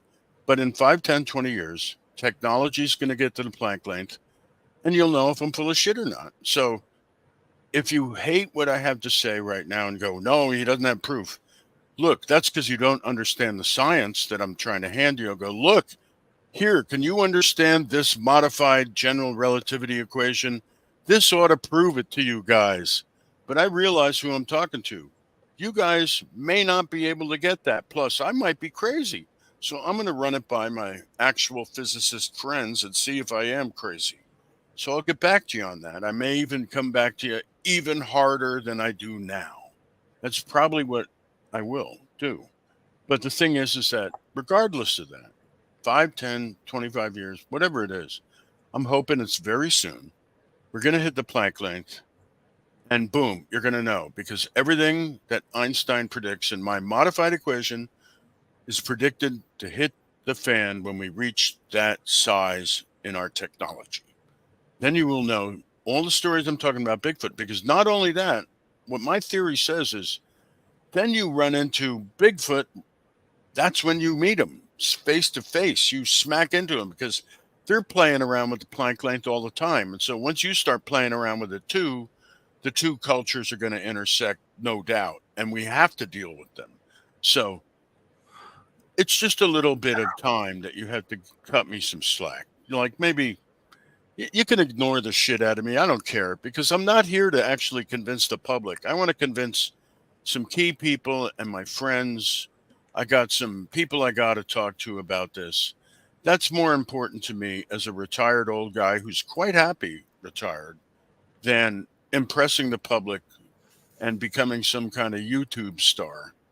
I don't want to be the unfamous, unpopular Tom DeLonge, okay? That's not what I'm looking for, guys. So, if you can actually understand the math that I'm trying to present, which I'm trying to dumb it down to a 10-year-old level, because I think a 10-year-old can understand it. That's something I actually firmly believe. It's not that hard. I don't know what is holding you up other than your own beliefs, fears, and ego.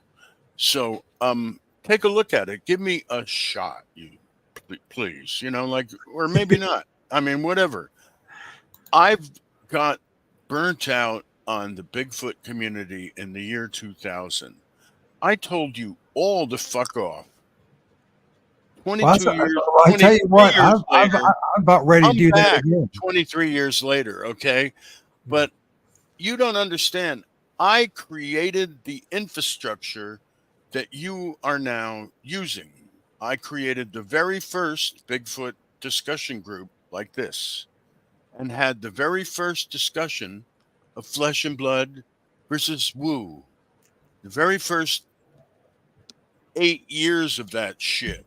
And believe me, after 8 years of being the one and only admin in all of the internet of the only Bigfoot group that existed, I am beyond exhausted with your shit, apers.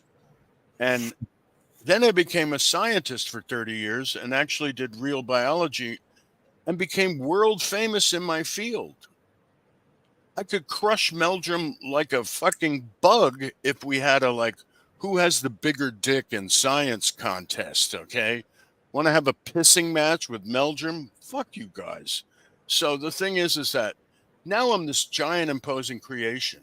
I actually have scientific credibility because I've run all these huge federal programs.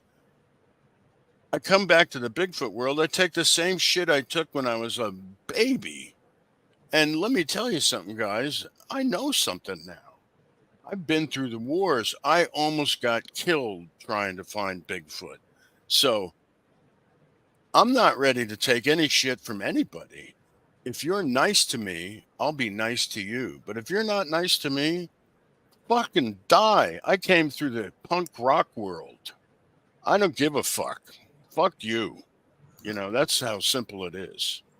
So a raptor, are you really 6 years old? And if you are 6 years old, then 67. I am 67. no, Raptor is saying he's 6 years old. If you are 6 years old, then we got some issues about you being in this room. That's for sure. You have no business. This is supposed to. I make it very No, clear I that mean, it's not for I child. invented the fucking community of Bigfoot, and then I told them all to go to hell because I was tired of taking shit from morons. The I don't worst blame you, thing in man. my life, the worst thing in my life, the thing I hate the most of all things is taking shit from morons. So I'm not cut out to be a YouTube chat guy. Because when I see somebody like Raptor Crazy, I go, moron. I don't want to take shit from no fucking moron. Fuck you, fucker. So, I mean, it's simple. I don't want to spend any more thought than that. I don't want to deal with you on any kind of like actual, I answer your question level. You're an asshole. I can tell it immediately. I don't care if you're 6 years old. Whatever you are, assholes can be any age. Well, I do think that having someone like Raptor in there is not a bad thing, in one sense, because what it does, hopefully, it makes one like a person like a Raptor to self reflect and say, "Where's my evidence? Where's my evidence in all this?" Because you should come to this point, like I did, and anybody else is rational in this journey, and realize you cannot. You're right. You can't count on other people's stories. You can't. You have to go out and start to become. And I believe that everybody can apply the scientific method the best they possibly can. There's certain limitations, of course, but there's certain things that you can do to start finding out if there's any truth to what I'm saying or what Henry's saying or what Phil said and what's going on in England or what Sovereign Cosmic Wildman is, what he's saying, what's going on in the coast of Southern California and on the beaches. You can find out. You can do the research. You might actually get greater information. You might actually help clarify some things. Because to a lot of us, it's still. We clearly understand. Anybody that's doing this for a while knows there's more going on than meets the eye. That's something that's pretty. I mean, unless you're in total denial or you've got too much invested in something as far as money or reputation, or you're afraid to lose all that. If you're honestly investigating and searching when it comes to the topic of Bigfoot, for you not to come to this realization that there's more going on than flesh and blood, that we're dealing with something that's far beyond our understanding, most of us are understanding at least, and that maybe we need to broaden our horizons and not cause ourselves to be missing the bigger picture, which I think that's what's happening overall across the board for the most part. And I think that having a guy like Henry come out and bring out this stuff, and even if you don't understand, so if he talks about the physics, well, we showed some stuff. I'll put in a link again. There's theories of everything with Kurt Gem Mungal. I got a video that you can start out with too. Start learning about this stuff. Start, looking into it. Start studying. Actually, that's my hope. Let me say another. May I add on to your point? Sorry for interjecting. Oh, go ahead. You're my guest. Go ahead. Yeah. My goal isn't to convince you of something. My goal is to get you to take a hard look at something, or hopefully take a look at something.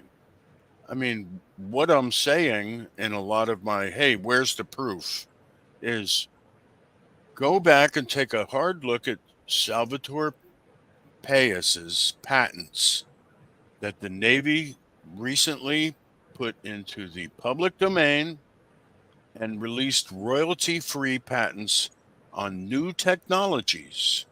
And that's specifically what I'm talking about, because all those patents are spin-offs of what I've been describing throughout this video and what I'm trying to explain to you. So my goal at the moment is kind of like, hey, take a look at Dr. Salvatore Payas's videos. They're and really ponder them and think about them, because it's a scientific revolution that's being handed to you on a silver platter by the U.S. military right now, and they're trying to capitalize and expand our commerce as usual. And it involves Bigfoot technology. Yes, I'll associate Bigfoot with that, right? You don't see any association with Bigfoot from Salvatore Pais. He does not talk about Bigfoot. I do, but I am the one that says, no, actually, this is the same thing. So that's all I'm really arguing here, guys, is take a good, hard look at his work, because it's been dismissed as pseudoscience. It's been dismissed as, uh, you Uh, know, all right. some kind of plot, evil, sorry, cat interference. The and I'm just, I'm a punk rocker, and I say, no, guys, I'm a punk rocker that's like sharp enough in the head, because I'm a drummer, to say, no, take a really hard look at this stuff. You want proof? Understand that stuff. See what is actually apply. Listen to me. Think a lot. Think for yourself. My thing in the end is, I'm not trying to convince you. I'm trying to get you to think for yourself. My goal is to push for psychic change. I want you yourself to figure this out.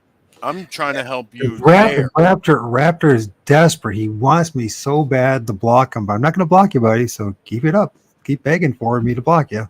I ain't going to do it. Anyways, let's go back to Dogman TP Hunting. Now, he's in England, right? He's in part of England I used to live from way back when. I lived about 3 years in England. And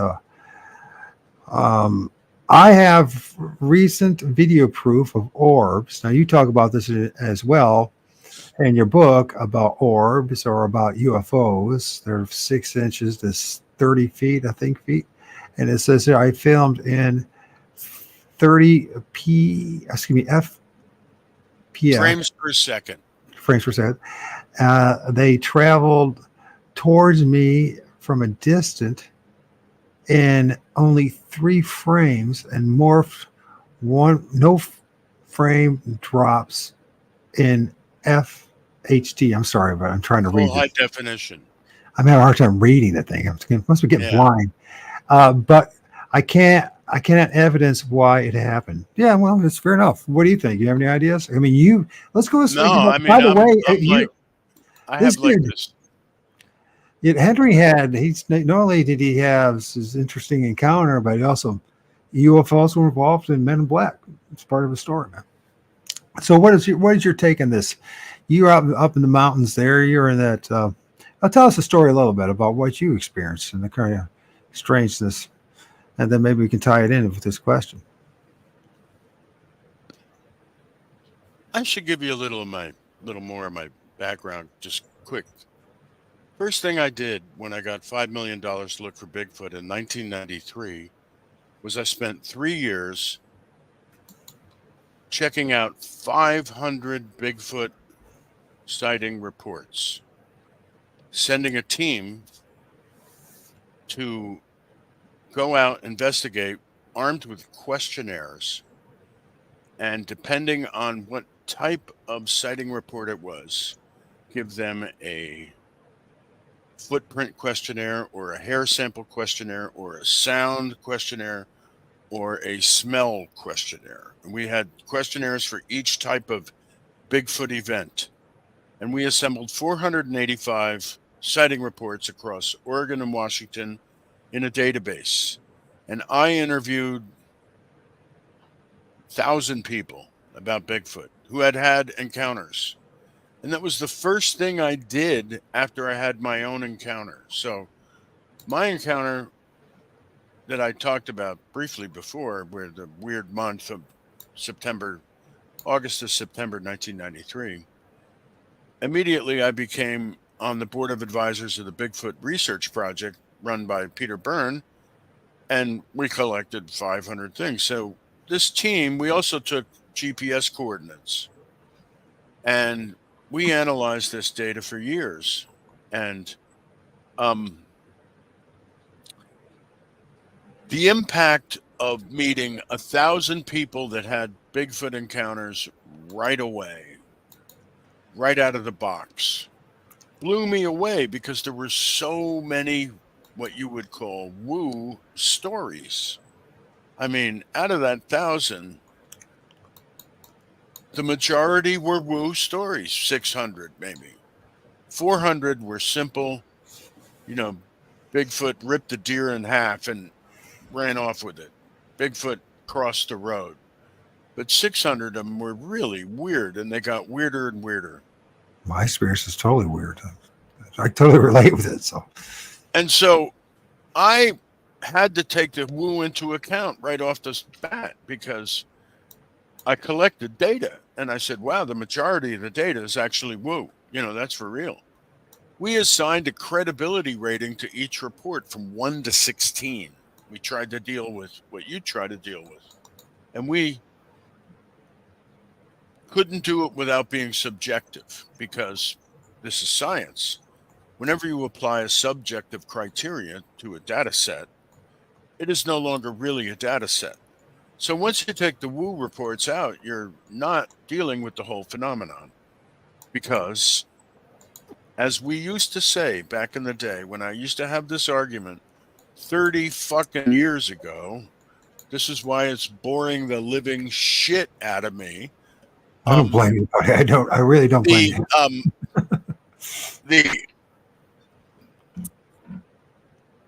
The classic thing is this. The Bigfoot, we don't know if Bigfoot's real. You don't know if my stories are real. The Bigfoot phenomenon is real. And what that is made out of a couple things. It's made out of footprints we find, track casts we take, hair samples we find. It's also made out of stories. The stories are sometimes wild stories, but they're stories. They're always human stories. They're humans talking about stuff. I saw Bigfoot. This divides everything into two halves. You have wisdom that is made out of organized experience, and you have knowledge that is made out of organized facts. Science is organized facts. So when you have a nice fact, you have what science says is data, i.e., something reproducible, testable, an observation that is solid, and you all agree on it. You develop knowledge from that. But when you have wisdom, you have a personal experience. You have a personal experience, and you say, hey, I saw the Bigfoot. That's an experiential fact. You saw the Bigfoot. You saw it turn into an orange ball. It went through the tree without making a sound. But no one else does. That experience can be made into wisdom, but it cannot be made into science.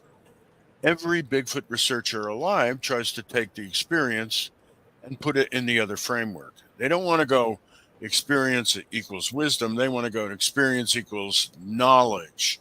No, it doesn't. Knowledge is made out of facts.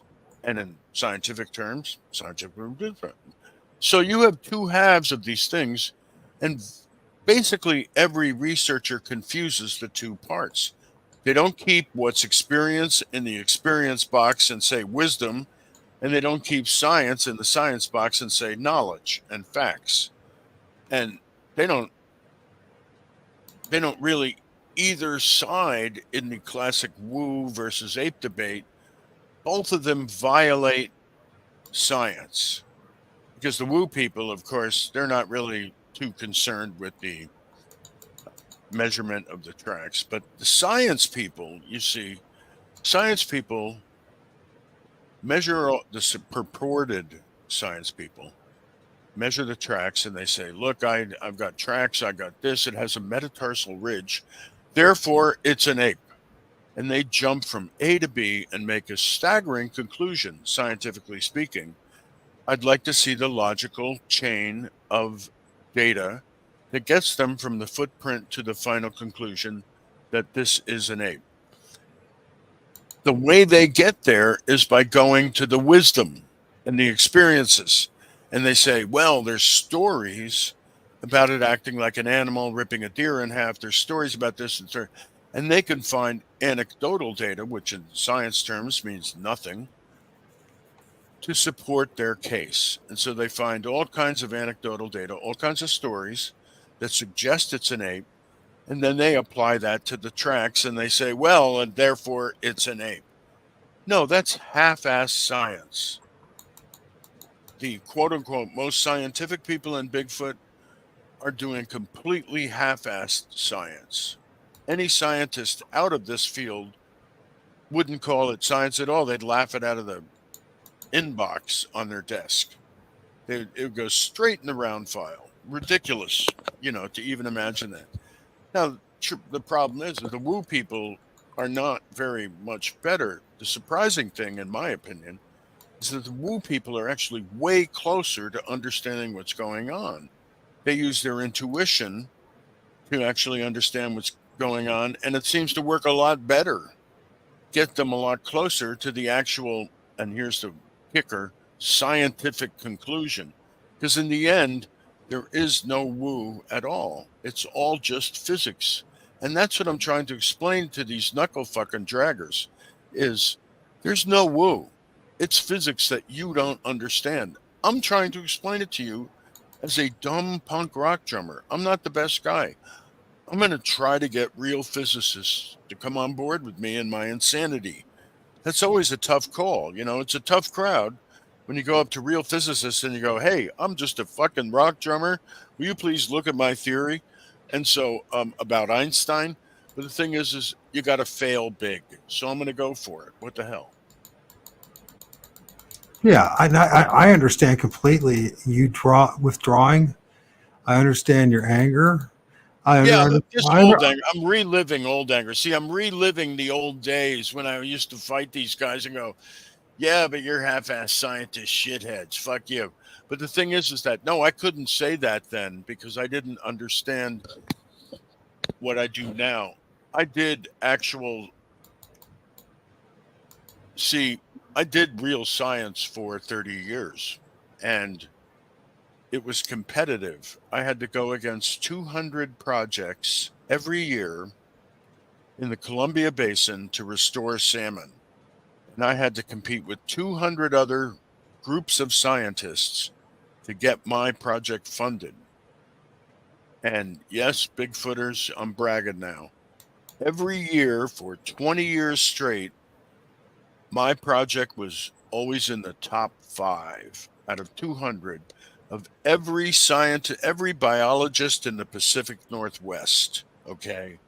So I'm like good among the biologists of the Pacific Northwest. Okay. That's what that means, Bigfooters. So yeah, I can take it. You can call me woo guy all day long. Go right ahead. Really, I can take it. I'm really got a thick skin with this stuff. So I apologize for getting mad earlier. That's beneath me. I should not have such a small, petty spirit. I should show the kind of magnanimous spirit you guys show, right? Yeah, that's what I should do. Yeah. No, maybe I really have this no out. fear of you guys anymore. Like, I think you don't understand how small and petty you really are. It's surprising to me that in 30 years you haven't figured that out. But that's why Meldrum hated me 30 years ago. And you know what? I bet if I met him today, he'd still hate me. Yep, because they used to put me up in front of all the woo guys to debate Meldrum. Once upon a time, here's an ape story for you. Once upon a time, Meldrum came to me to ask for $2,000 to buy the casts from Paul Freeman. And I told him to fuck off. So Really? I thought yes, sir. That's right. Meldrum's and my distaste for each other dates from the very beginning.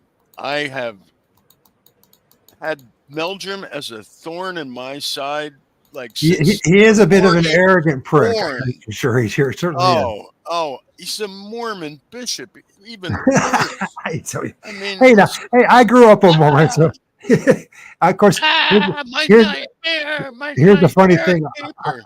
I It grew up just a makes him a Mormon. nightmare aper. Okay, I that's grew up a Mormon, and I left the Mormon church when I had 2 months left of my mission. When I finally realized it was an occult, then I ended up getting myself in a couple of occults along the way. And one of the cults that I ended up getting involved in turns out to be Bigfootery, and that's how I see it. At this point, if we're not like really pursuing shooting for as best evidence we can to get as closest to the truth as we possibly can, then yeah, we are playing dogmatic role. We're playing religion of Bigfoot. And that's happening on both sides. Now you might try to pretend you're not doing that. I'm talking like whether it's the Jeff Mildrams of the world, or it's the really extreme wooers, that are like literally, I mean, they've turned this into a new age religion in which they turned Sasquatch into a demigod. Literally. And I'm not just making that up. And it's just like, listen, this is like, it all depends where you want to be in life, right? It's if you want to be on either camp, that's your choice. But some of us actually really want to know the truth about what the hell's going on, what we're experiencing, what this world's really about. That's what I'm interested in. I'm not interested in being in part of a group. And I lost my faith in Bigfootery 7 years ago and how I was treated especially from on both sides, by the way. so Both sides treated me like shit. Is what they did. Thinking, maybe the answer is we create a whole new thing. Like we somehow fuse the cool people out of both camps into something else and start over or move ahead. All we have to do is move ahead and leave them in the dust. They can look at our taillights. Because I think you're right, man. Maybe it's time for that. Because I'd be game for that. I'd be game for that. I'm like, hey, I always say this. When everybody's thinking the same thing, nobody's thinking. Absolutely. That's a profound truism. Yes, it is. That's what I like to say about the Bigfooters. I would like, yeah, it may be great to be in a group where people who take the best on both. Throughout the whole, that would be great. It would be great to be in a move forward. In a group that wasn't mean. That's why Raptor Crazy pissed me off so much. He just like 30 years ago. Fuck that guy. So there's a lot of guys like that. I'd love a place where people were not mean. I would love a group that existed where they weren't mean. Oh, and second, this is the other thing. I'd love a place where they could be reasonable. Oh my God, reasonability. That would be cool. And thirdly, let me. By the way, I'm scrolling through this, and this is a report documents for those who say that Henry has not been involved with the scientific community and actually doing the scientific method and research on this topic. You're looking at it right now. So anybody says this guy hasn't been doing it, I bet you haven't been doing it. You haven't done it at all. And if you think you're doing it by showing up on whatever it's YouTube or whatever platform, and you think you're actually doing it, you're not doing it. Well, no, these people are not serious people. That's where I'm at. So all these people that are giving me shit here, they're not serious people. Now, I actually just don't want to waste my time with them, and I want them to get the fuck out of my way. That's actually how I feel. I'm like, fuck. I feel like I came on your show, and it's wonderful. You're really cool. But I stepped in dog shit because, oh, yeah, a bunch of assholes. Fine. I don't like hanging out with people like that. Basically, I still don't. 30 years later, I still don't. 30 years later, I'm really sick of mean people. They're the kind of people that made it like a drag 30 years ago. You're still the kind of people that make it a drag 30 years later. Hey, let's get rid of these fuckers. We got to lose the plastic people. So yeah. I'm putting you in timeout, Raptor, because you're. It's one thing to have a couple questions. Why go after Henry? What did he do to you? Where's your evidence in all this? No, I mean, it's So just, hey, it's the internet. you didn't want Hey, me to do it's it. the I internet. put you on timeout. There's always I put him on trolls. timeout. I didn't. It's not blocking. It's not the same. I put you on timeout. Trollers and trolling trollers. And I but no, used to. I, Henry, this is a good thing to go through. I know you might not like it, but it is a good thing for people to hear about this because it's 2024 and we have serious issues when it comes to our community, in which we're having people going through ad hominem attacks or bitching about where's the information. It's like every time you say a question, where's the proof? Where's the proof? Well, maybe you start with something. Why don't you, go for some proof, or maybe ask the guy, reach out to him and say, can you show me some proof? Or maybe you could try a different tone of voice type of thing. Whatever the case is, at some point you're clearly you were going after her because you've been in my show numerous times. You have not gone after anybody like this. But why Henry? That's the question I want to ask you. I'm the most. Why Henry? He didn't do anything. He didn't do anything except try to apply some scientific method to this whole thing and try to share it with you. Nah, I don't give you the same pecca. We just call that. Maybe you are a page. Peccaheads. Yeah, but we've had extreme New Agers on. I've interviewed some extreme New Age woo guys, Bigfooters on this show. Like anyone else, believe me. And Raptor didn't go after him the way he was going after you. I don't get that. I just think maybe he's in maybe after he just having a bad day. But listen, man, if you keep going at it, you're ruining everybody else's life. So, in time. So, anyways, let's say a few things. Let's look at this Dogman's because he is a real researcher and he is doing his stuff. So any idea on the orbs? I have numerous videos. They are lighting quick and appear just when I capture an image of a cryptid. Okay.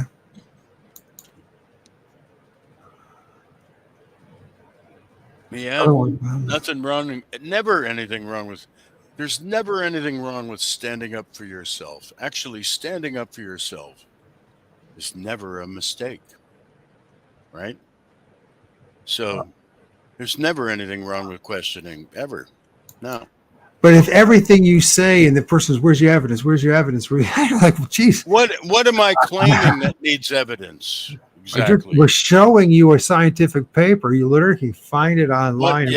What are you claiming that I need evidence for? He's involved with. Do you have any idea who I am, what I've done, what they're looking at? See, no. I look at it like this. I've done a shitload of Bigfoot work. I doubt anyone I'm looking at here has done any. I would say that I'm going that far. I know these guys are doing. I'm going to go to the extreme. They've done nothing. And you know what? I've done a lot. I would say Sovereign Cosmic Wild is trying to do his best. He started now Dogman TP hunting. He's doing his best. I do. We can't compare to you in the years of research you have. You're absolutely right. No, I don't think these are serious people, and their questions are not serious. That's how I see it. Okay, so the flogging over evidence, without saying what evidence you want, is ridiculous. Like, don't waste my fucking time. What are you talking about? This is the problem with any kind of, let us call it, any kind of discussion online. May I pause for a moment to describe peer review to you clowns, okay? Here's how peer review in science actually works. I know this is going to really be a shock to you fucking science-y Bigfooters. One publishes a science paper. One gives it to the opposing scientist. The opposing scientist makes comments, or the peer-reviewing scientist. They make comments. These comments rip your paper apart. Every assumption, anything they can nail you at. Did you calculate that average wrong? Are the confidence intervals anywhere near correct? Can I move the confidence intervals? Anything to rip your work apart to show that you're a stupid idiot and I should get the funding, not you. And so your peer review takes place under semi-hostile circumstances. They write the comments point by point. You respond to each comment in writing. Both are in writing. They write the comments in writing. They send them to you. You respond point by point to every comment, send them to them. Point by point, they respond to your response. Send it back. You go back and forth until you reach one of two conclusions. One is you agree, or two is more experimentation is needed. And so that's actually where this discussion should go. But of course, because this is the wild ass bullshit iNet and this is a podcast, there's no way you fuckers are ever going to be reasonable like that. That is how I would like to talk about my work with other people. I would like them to come up to my level and talk to them like a real scientist. Unfortunately, you guys are clowns, and I have to teach you how to do it. So Sure. I will, because you really piss me off, because you remind me of 30 years ago, and I'm not back to relive 30 years ago. I'm here to do something new. I'm not here to regurgitate this same old shit with the same old clowns. I have 30 years of really getting sick of this shit that you guys don't have. You don't understand how boring every single idea you have is. You remind me of like when I was 7 years old, my very first Bigfoot thoughts. Everything you're saying is in fact me at a younger age. At a much, much, much younger age, back when I was an infant. That's what you sound like. So it's really creepy for me to hear you guys today sound like the infant Henry with like self-righteousness added in, like you're all real vehement and you're sure what you're talking about. You sound like me, motherfuckers, when I was a fucking fool. So I'm like, no, guys. Believe me, you're going to outgrow it, okay? You're going to outgrow the Aper thing, and you're going to get the evidence you want, too. Whatever you want for whatever you want. It's going to happen. Keep at it. So, Dogman and TP Honey asked a question. Henry, do you believe that photonic particles could account for a lack of clear video or photographic evidence? Please. I don't know what that means, actually. I guess photons, talking photons. Photon particles. And then that's just some kind of interference. Yeah, I think he's trying to get us to some kind of interference that might cause us not to we get this cloaking effect. No, well, I mean, I think there's a lot of reasons for their. I mean, we could be here all day if we wanted to list the reasons why you can't get a clear video or photographic evidence. I don't know. Well, that might be if you ever willing to let me have a part two, and I apologize for Raptor. Raptor has never. He usually has like one or two, maybe three challenging questions, but he went overboard tonight. I don't know what the hell was going on with him. So I let him go. He doesn't like my attitude. Yeah. Well, I'm so used to that too. There's a good reason why I'm censored so much. I mean, there's a long story in my background too. So.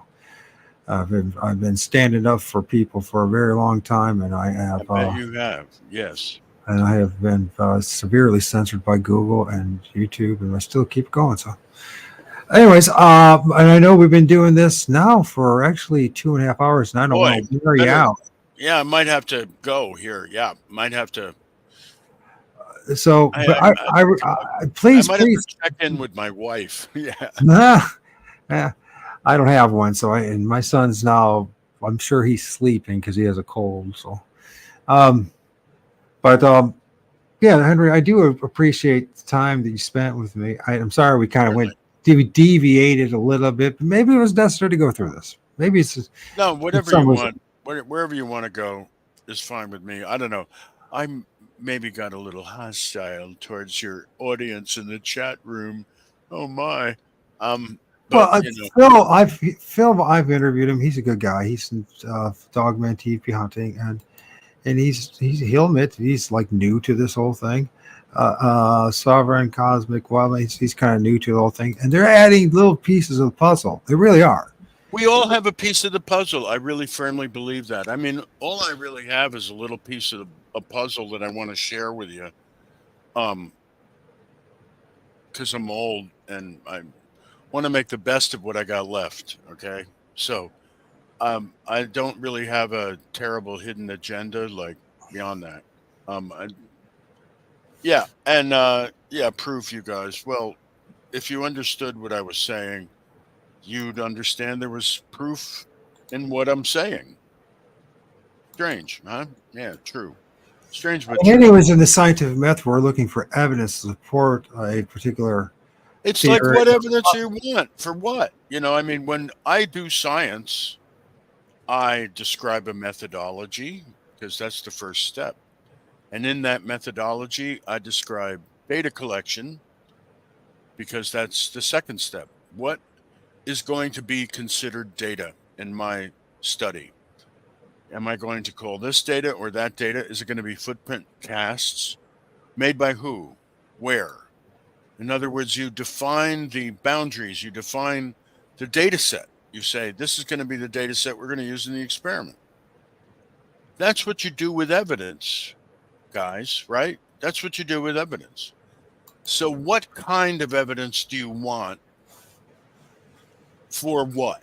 Because you need to first think of a methodology. What am I trying to do? Define what that is. Hey, there's going to be a method here. I'm going to assemble track casts, and then I'm going to stack them up, and I'm going to make them look like a Bigfoot, take a picture of it, and then fool Jeff Meldrum with my fake Bigfoot. And that's my methodology right there. Now I need data to, in fact, collect that. How am I going to collect the data to do that study? Why, okay, I'll do it this way. I'll collect these kinds of track casts, especially Paul Freeman's casts, and then I'll assemble all 2,000 of them in a huge stack that looks like Bigfoot. And then I'll use some digital effects, and we'll do this and that. You get the idea. What I'm saying Sure. is you describe, and then you do the experiment, you get the results, you analyze the results, and you draw conclusions. So once you have the data and you run it through whatever you've done, you've analyzed it, you've looked at the color separation or whatever the hell, you get to the end, you do the conclusion, and you are either conservative or liberal in your interpretation. If you're conservative with the data, you're really scientifically conservative. You just like go by the book. You just do the absolute minimum. This could mean this in the best circumstance. That's it. You know, if you're more liberal, you say, wow, this means this and actually means this all the time.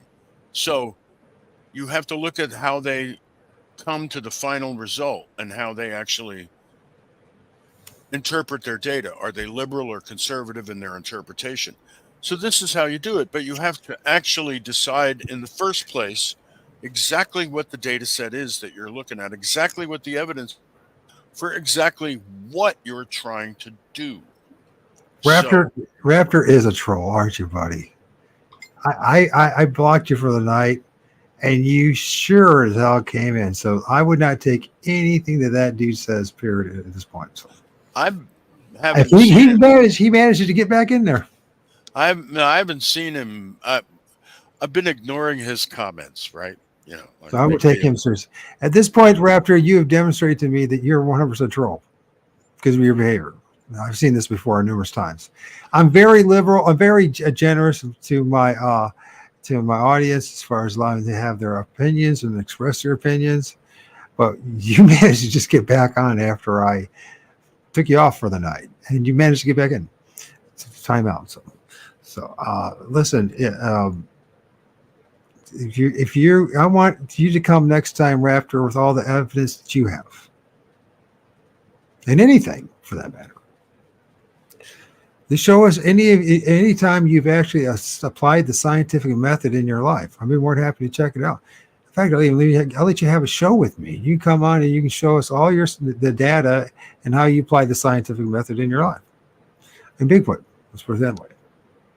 But you keep talking about pictures and videos, and we're not talking about any of that tonight. I don't know where you're missing the point.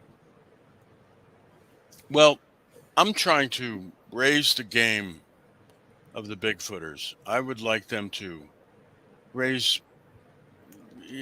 pick up their game like a little bit and actually do what I'm talking about, which is forcing a reasonable discussion where you actually make comments about a scientific paper and responses and back and forth until you decide you agree or more experimentation is needed.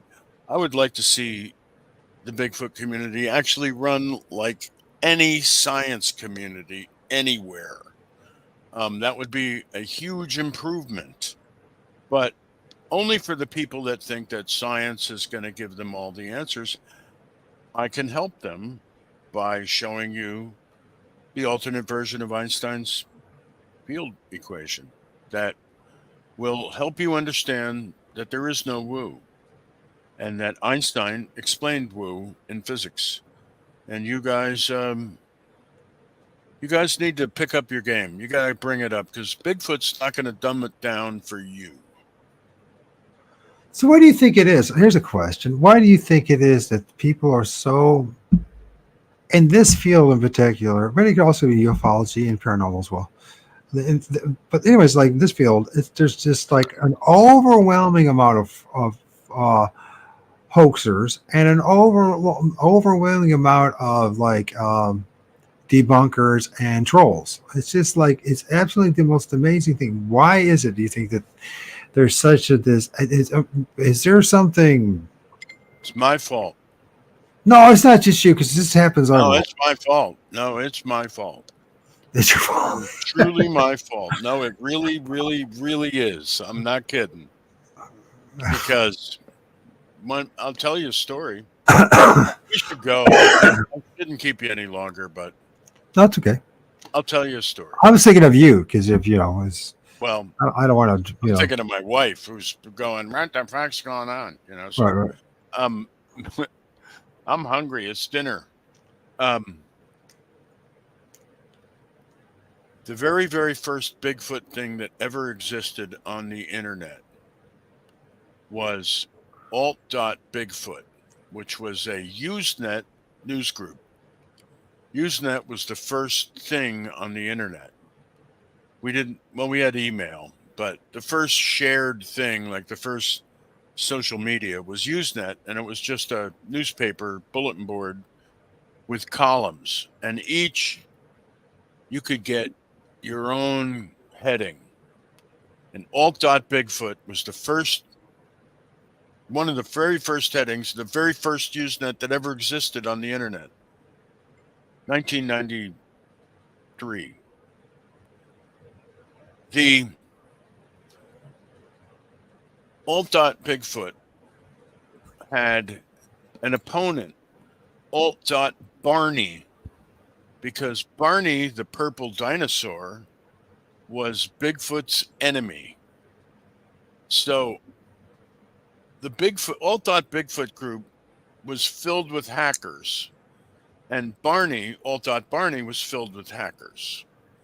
And we mail bombed each other on the very first internet. We hacked each other and tried to trash each other's user group. And we would post all kinds of shit in each other's user group. And it involved insulting the living hell out of each other. And so we became masters of flaming each other. And we would just insult each other 24/7. And all you did was dream up better and better insults for the guys in alt.barney. So this is the environment. No one takes Bigfoot seriously at all.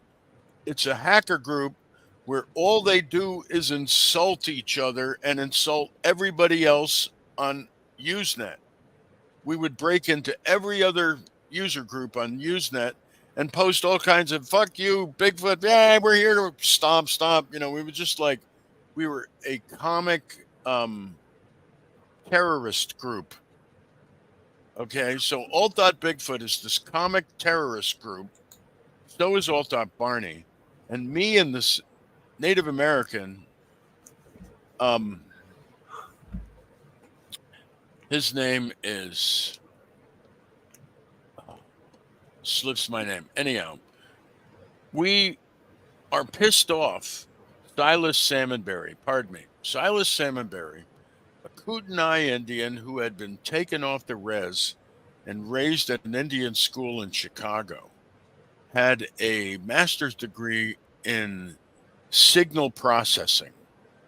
And he and I were like the computer geeks that were self-righteous about the reality of Bigfoot, because Alt.Bigfoot was nothing but comic terrorists. And me and Silas said, we've got to have a serious Bigfoot group, man. And so we convinced, because we were already a member of the hacker group, we convinced them to give us our own subheading, alt.bigfoot.research. And that was the very first Bigfoot group of any kind on the internet anywhere. And it was my invention with Silas. And the first thing we started doing was apers and woos started ripping each other. The year was 1993. And that was the very first thing that happened. So 30 years used to fan the flames because, of course, the parent group was an insult group. So all I did was insult apers, period, 24/7. I never did anything but just, I was 50 times worse than this Raptor crazy guy, right? He doesn't know crazy at all compared to crazy. I mean, we would just, the whole group, we would just rip each other constantly for fun. The whole thing was about, man, if you really ripped the guy bad, it was funny and everybody would laugh. And we'd mail bomb each other and we'd send 10,000 mails to this guy and 10,000, aha, we clogged your mailbox, ha ha ha, fuck you. You know, so that's the whole start of serious Bigfoot research. It came out of chaos, comic chaos of people just flaming and yelling and screaming and putting each other down. That's what it was actually about before it was about Bigfoot serious research. So this whole new world of serious Bigfoot research sits upon a cauldron of shit that you had no idea actually it came out of. Because the original one was all about insulting people.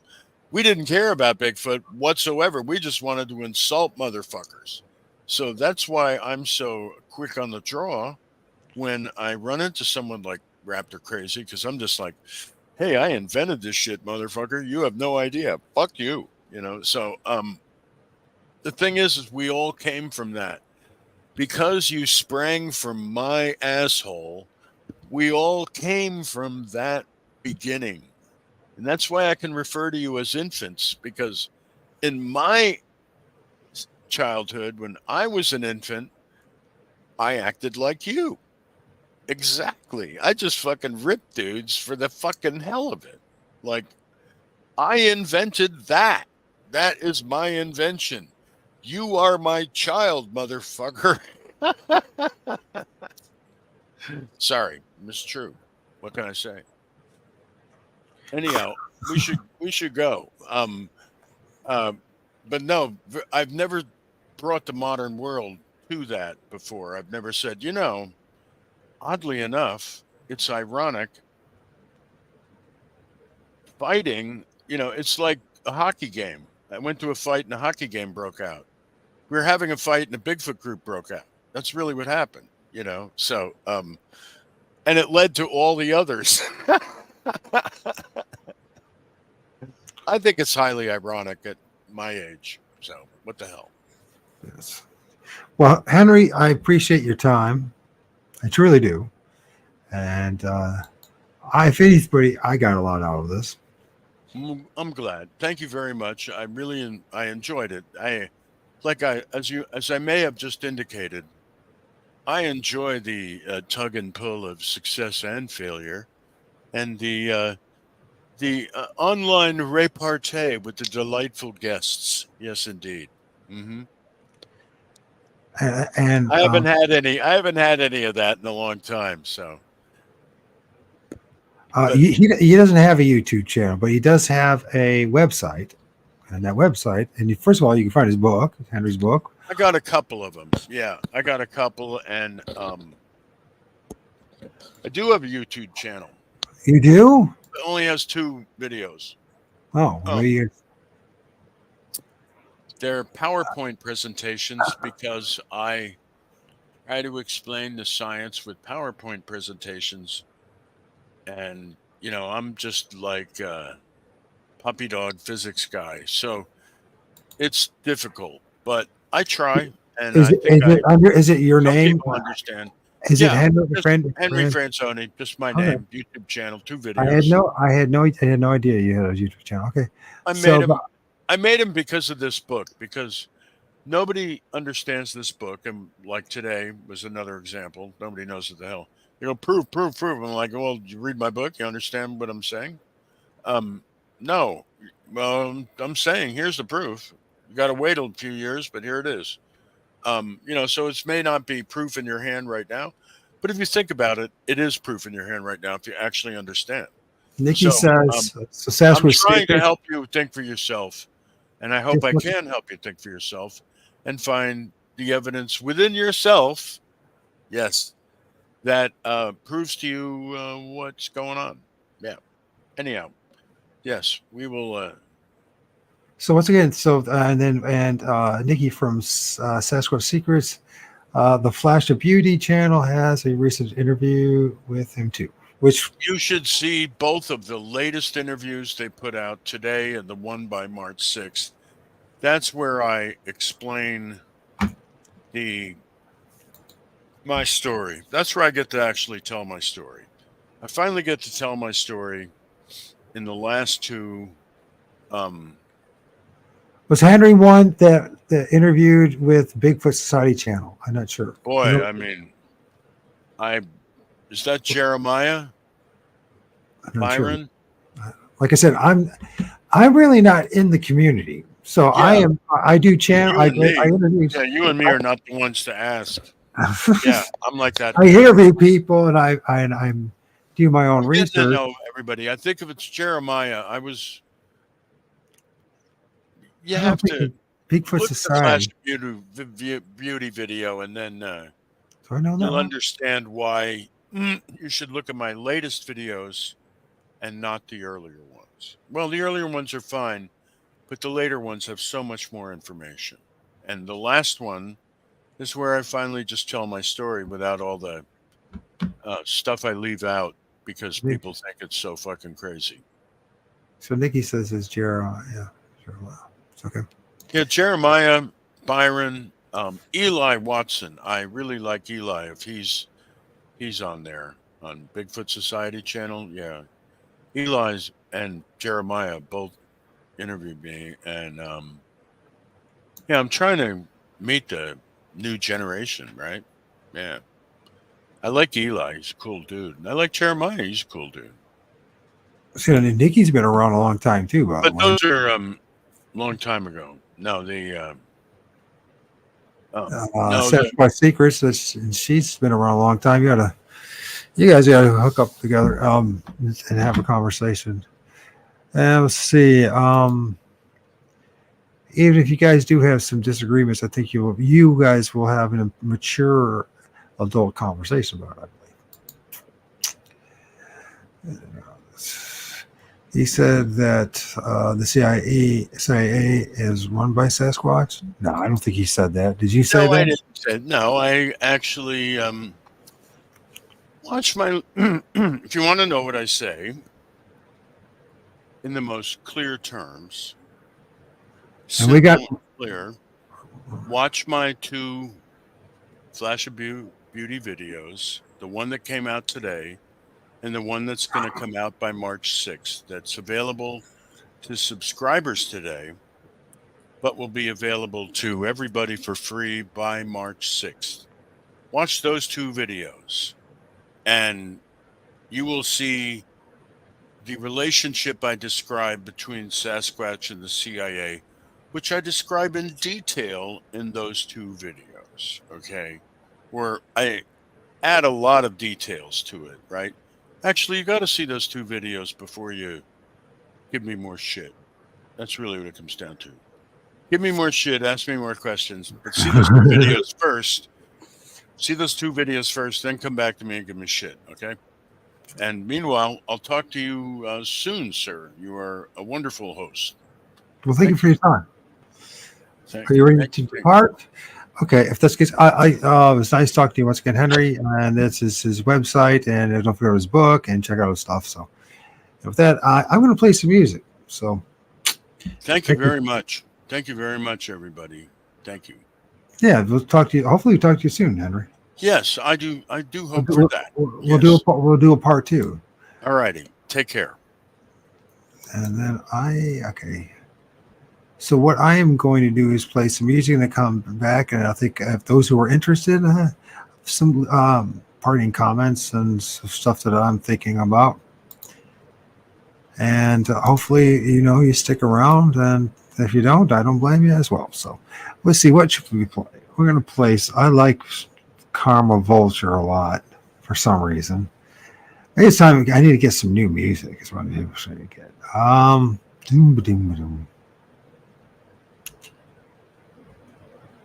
Music. Maybe we'll do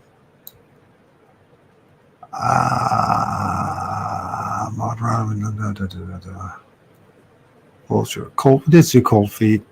It's a cold song.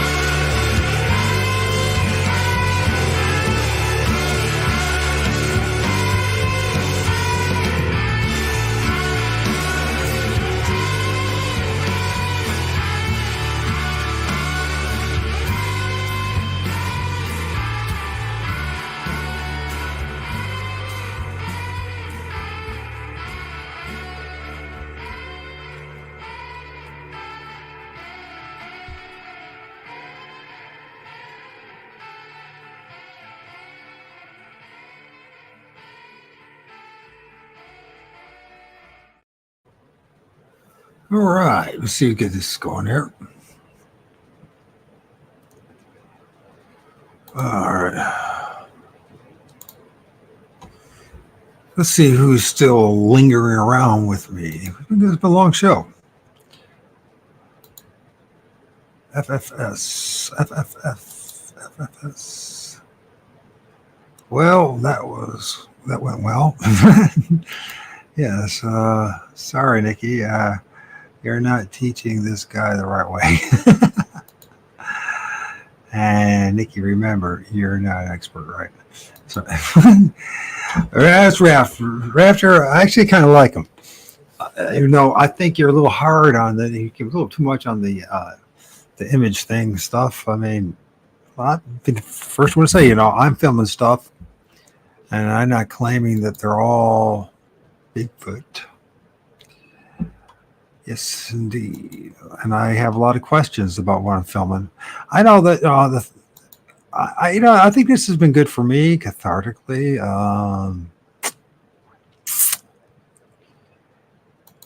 I have nothing against the man, Henry. I think he's got some valid points. When he's talking about stuff like let's see, there's only two left. So, plasma. He's talking about quantum mechanics. He's talking about the Planck wave. I think that Pi is his work. Salvador Pi is. He's a brilliant scientist, astro engineer, and inventor. Works for the Naval Air Station. I think that I'm talking about things as UFO patents and etc. I think he's a genius. He's a brilliant guy. Now that it's just me, everyone's going to leave. There you go. It is a lonely journey. It really is a lonely journey. And I guess, there are certain things that Henry said that he believes strongly that happened to him. Who am I to say it didn't happen to him? I have some weird stuff as well. Except, there's other things that, there's just no way you're going to be able to prove one way or the other. And that's the way this Fortean journey goes. Yeah, that's the way this journey goes. So probably nobody will hear this. Nobody's here right now, so maybe that's the way it should be. I put a lot of time into this. I do this in chunks of time. I put 3 months dedicated into 4 months, maybe 3-4 months. When it came to the Bigfootery, I put a lot of time into it. Interviewed a lot of interesting people from different perspectives. And how I feel about things at this point, I'm going to still do my research. I think that my research is going to lead to something very profound. I think that, stuff that I film in the trees, you look behind me, that thing cannot be pareidolia, the stuff around me. I think things you call them Bigfoot or Sasquatch or whatever. I don't know if they are, to be honest with you. I don't think they're going to find any answers in the Bigfoot community. I think the only way I'm going to find any answers at this point is just running solo, doing my thing, talking about what I'm finding in the trees, trying to see what the connections are and all that kind of stuff. I think that Henry, I get the impression from reading his book, looking at the scientific paper that he's involved in, his research, that he's being as honest as he possibly can about the circumstances, trying to wrap his head around an enigma, a mystery, a great mystery. And I think there's just so many there's so many questions with no answers when it comes to Bigfootery. And so I don't know what to do at this point. So I don't know if there's anybody in the Bigfoot community that actually can help me in my quest to find out the truth about Bigfoot. I seriously doubt it. Maybe it's just, unreasonable expectation on my part. Maybe maybe it was my fault. And it's my fault to even expect anybody else to even help build a clearer picture of what Sasquatch is. And I've learned a lot about the Bigfoot community, though, the Sasquatch community, whether in all the different camps. And there's more than just the flesh and blood or the woo camp. There's all sorts of camps. It's very cliquish. And I just don't know if it might be a good way to sign off for a while. I did an interview. I mean, nobody's watching my stuff anyways. So I'm doing this because of my own research, documenting it, demonstrating, at least to myself, if no one else is interested, that I really genuinely put some effort into this. Genuinely. Whether it's out in the field or interviewing people to the best of my ability. I discovered and to know the things that I'm filming. You don't have to go great. You don't have to go out in the woods. You don't have to go out in the deep woods to see this stuff or film this stuff or have encounters that add up to something that's like supposed Sasquatch. Unfortunately, we didn't really go into great detail a lot of stuff in his book. There was a lot of things to talk about. I'm glad I did the intro video in this first 10 minutes so people have some kind of understanding of Henry's story, some of the things he had to share. But yeah, Bigfoot, Sasquatch, what the hell is it? And I'm actually more interested in this, what you call the spiritual ecology, or these entities, or these beings, these energies, these things. Maybe they're just nothing more than a light show. But there's something else going on that's even deeper than Sasquatch. You know what I mean? Wanted to talk about the electromagnetic static field that he experienced, because I think there's something going on with that, and that doesn't tie in with anything everybody's saying, right? And it does have some commonalities though with the paranormal field, with poltergeists and with UFOs. Raptor kept on saying something about pictures and videos don't prove anything. They're just some proof. There's some data points, some evidence to build upon.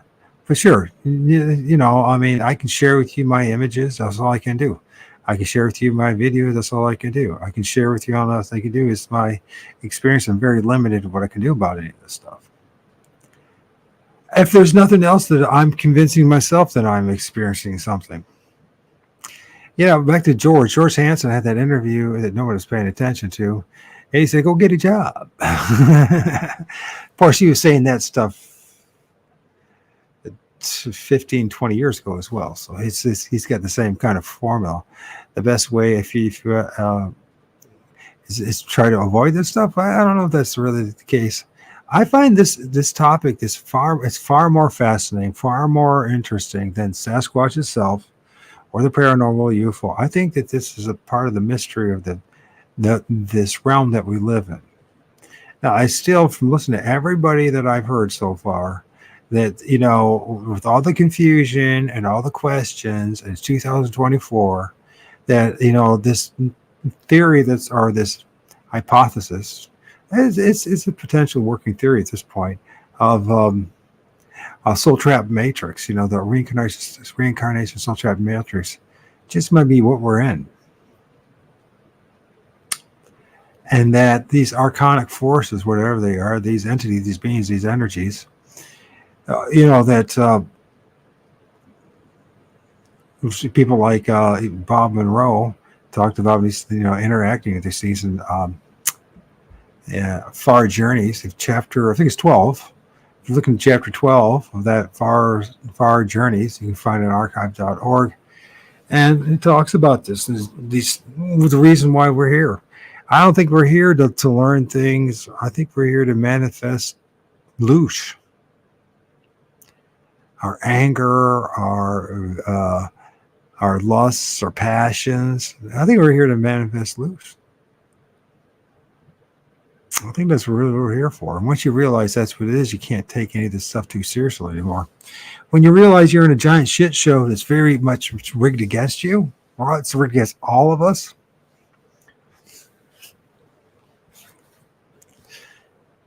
yeah, you're just like, you can't take any of it seriously. Even, these counters I had and the weird experiences and the poltergeist like activities in 2017 and things I filmed and all that, I can't take it too seriously anymore.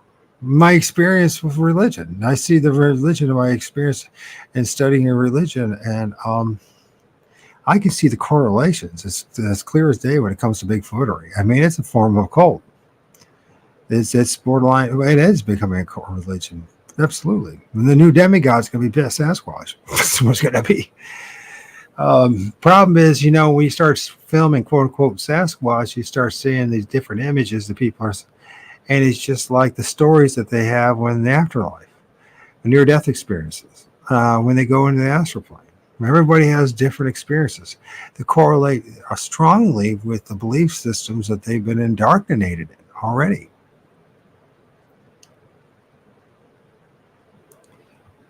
And, I'm just saying this, knowing that no one's going to hear me. So, I could pretty much say all sorts of things. I could say all sorts of things negative about Henry, and it wouldn't make a difference. I could say all bunch of negative things about Raptor, and it wouldn't make no difference. Because no one's paying attention to me. And I do believe that a huge part of it is because I'm censored, and another part of it is I'm just not a very pleasant person, I guess. I'm just not meant to be part of anything. I like to be a lone wolf.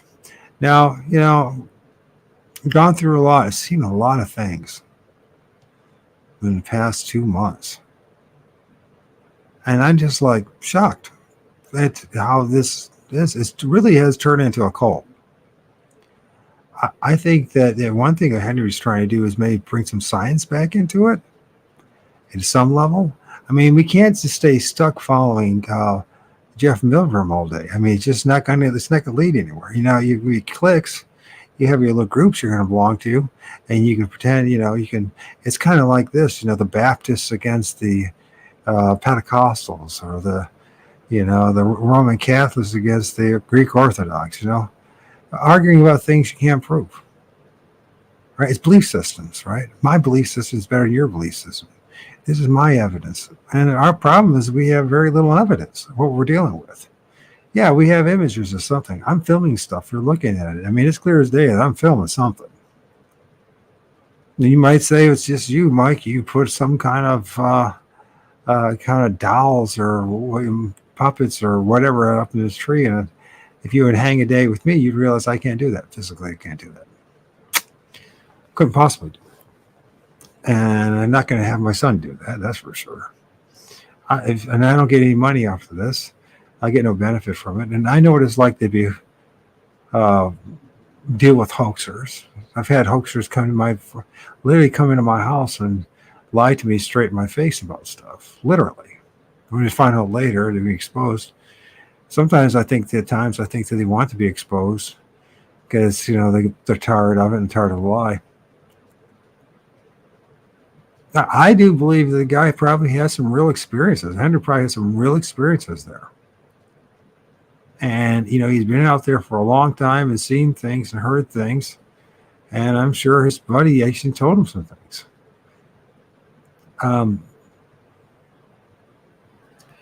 Is Bigfoot working underground with the military or CIA, or I don't think he's was the military, right? I don't know. Could be, I mean, who the hell knows, right? That's the problem. None of us know anything. We don't know a thing. We don't know a thing.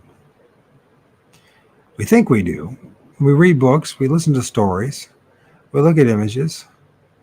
We watch some videos, and we think we got it all figured out one way or the other. And I don't think we have any of that. I think there's deeper issues here. Who, what, and why is causing this kind of division? When I started this, it was because I believe there's a government asylum. I still believe there's a government asylum revolve around Sasquatch, but that doesn't mean that Sasquatch, the entity of being, doesn't exist, or there's some energetic forces involved in this.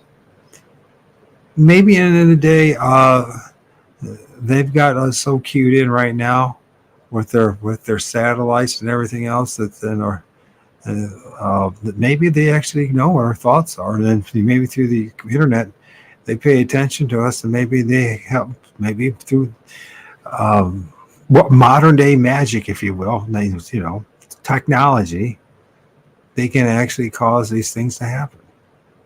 But that's a problem with that, because what about 100 years ago, 200 years ago, people were having similar experiences.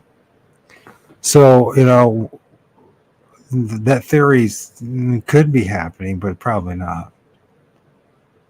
Something's going on.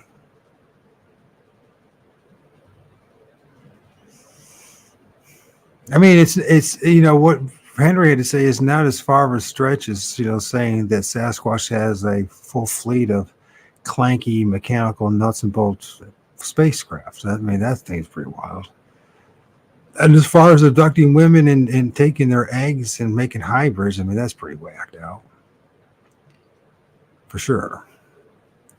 I don't think it's so whacked out, though, when we talk about plasma physics and when we talk about the super force and what makes you give cause or creates these, or allows these things that we call Sasquatch or other things to manifest, and people get to see these things. How do they come out of the trees? I mean, my observation, and I document, I do it again. I mean, literally the places, I'll show you. Like last year and the year before, like last year, it was November, I filmed in the ravine where that teepee structure is. By the way, the teepee structure is still there for some reason. I guess the tree crew and everybody else liked it or something, right? So all around the edge of the ravine, man, they're chopping down all these trees left and right. I mean, they're literally chopping them down. I don't know what they're planning on doing there. Maybe they want to expand their cemetery, or they're going to, I wouldn't be surprised if they end up making a giant retaining wall, fill it all in so they have more room. Things I've noticed too is that everywhere I go that I've had encounters of film things in the trees, whether they're Sasquatch or not, that it's like clockwork. Weird things happen. Trees die. Next thing you know, they're building stuff on top of where I had these encounters, literally. How's it going, Diesel?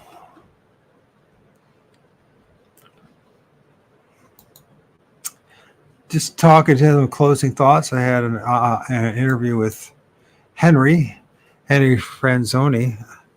And yeah, one of the things, Diesel, I'm just like, hey, Shell, how's it going? Hey, Shell. Beautiful and sexy Shell. I know one thing, her man's lucky, that's for sure. And I say that in the most respect. Actually, I have not been in a relationship for 12 years, and I have no desire to be 56 years old. I'm like, man, I don't ever want to be in a relationship again. But Michelle, she's pretty, that's for sure. And good genes when it comes to women on her side. So anyways, here's the thing. Yeah, I'm just like, where am I at in all this thing? So I've interviewed all these folks. I've heard everybody's positions and there's where they're at. Some things I question, but most things I don't really. I have had my own experiences, my own encounters, and I know that it doesn't fit in with the narratives out there. And I think, I'm at this stage right now where I'm still going to do I'm going to be doing my research for the next couple of months, going out in the field more now the weather's breaking, because I probably won't be doing too many interviews, but I'll still be doing lives. And I'll be sharing with you guys the things that I found, the images. Now, yeah,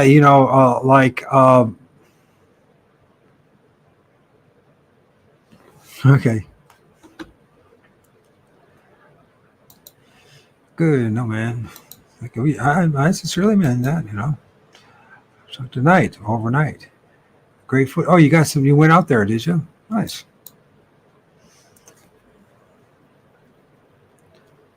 Michelle, if you want to come on board and talk to me or talk to us and share what you found, you're more than welcome. If you want to, I'll send you a link. All you do is just follow it.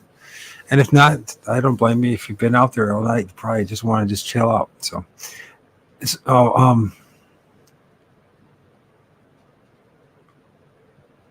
yes, it's warmed up, you know. So I went out a couple of days ago. And one of the things I noticed is like the places that I filmed last year, a lot of them dramatic changes. I think that's one of the stuff that is limited. This anti-structure structure that I wanted to talk with George Hansen about, but we ended up talking about other stuff, more of an introduction. So the one thing I noticed a lot of times when I film in an area, something not too far in the future, things change drastically. Things change. So, like in the ravine where I filmed a Bigfoot, where there's a teepee structure. I mean, they literally went into this winter since this time. I mean, this whole winter, it's just like the trees in my backyard, the trees in my neighbor's yard, all those trees I was filming, all these different entities and beings, and literally all these and I knew it was happening, and then because I've been paying attention, right? So.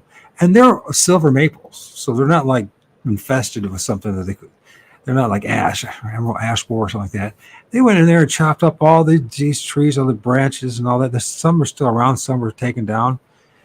And then in the ravine where I filmed stuff, like these went through and started chopping down all this stuff, knocking down a few tree structures and all that.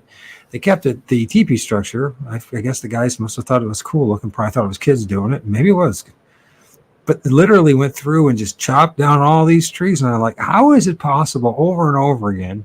I go in an area, I start doing my field research, and within a year or two, there's like dramatic changes that happen. Not really true. Thank you, though. Footage is in my group and timeline. Cool. Nice. So I plan to do some more this week. I'm going to go to a couple of my sites.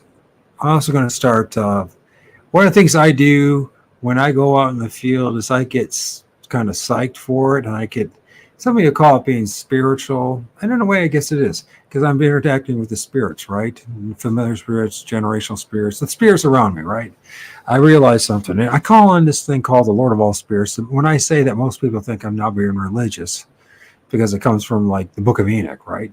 But when I call on the Lord of Spirits and I get real positive and I say this kind of to say the right things, for some reason, whatever we call the spirit realm, whether they're spirits or not, they can debate all day long whether they're pockets of energy, whether they're some plasma, they're a light show, maybe it's part of some kind of grand deception. But when I do that, it usually what happens is I end up filming stuff and having encounters. So. But, but the reason I'm doing it is not because I'm not doing it for the experiences. I'm doing it because I want to document. I know there's something going on around the trees. I know something going on in the forest. With the static electricity is happening, the electromagnetic magnetism is going on, especially right now as they start budding and the trees start coming alive. I notice in the springtime, there's an immense amount of energy that's being emitted from the trees. And I just have discovered this time of the year that it's a very good time to film what we call spirits.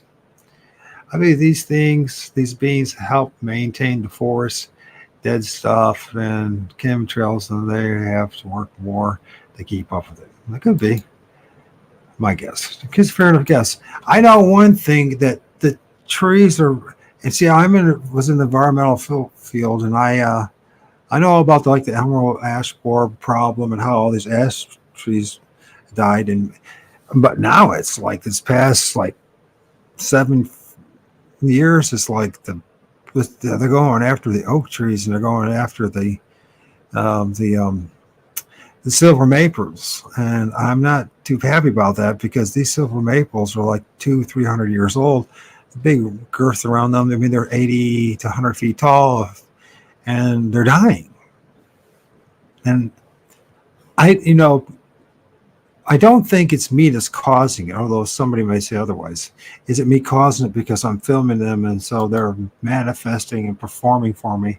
Which I don't think that's what's happening. I think what's happening is that I'm documenting the trees dying. And I think that the geoengineering is a big part of it. I think whatever they're doing, and I'm in an area where there's these beings who knock down hundreds of the same type of trees over their area. Oh yeah, that happens too, doesn't it? But the stuff I'm watching this year is human beings doing it. Everyone's chopping it down, and they're the ones. I definitely have had this kind of things where I've filmed stuff or seen things that had encounters, and then not too soon afterwards, that tree or the area, like they die. They just end up dying, right? And I'm sure the other people who are not going through this experience like you and me, Diesel, think that we're batshit crazy, but that's because they're not out there in the field studying it. And here's another thing, it's like you come to a point, you're like, okay, you realize that the Bigfoot community really doesn't know what they're talking about.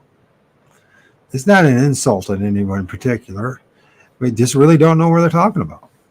And so then you decide, maybe start looking at other voices, talking to other people.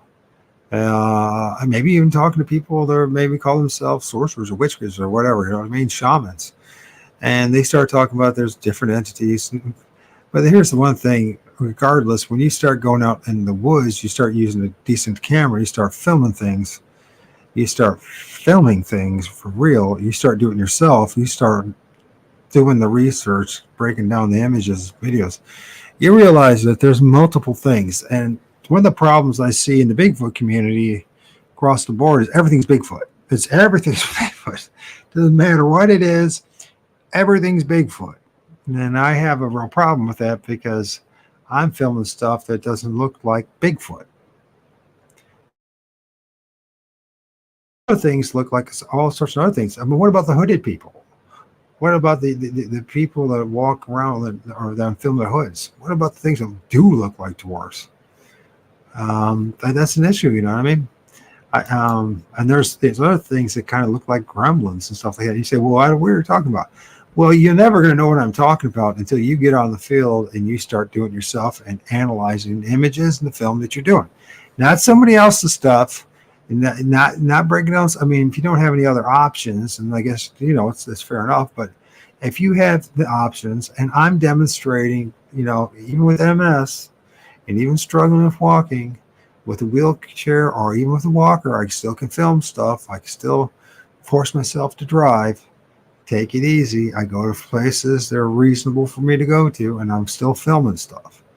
So my point in all this too is to keep doing is to let other people know that you don't have to be dependent on other people that are tromping all over the woods, right?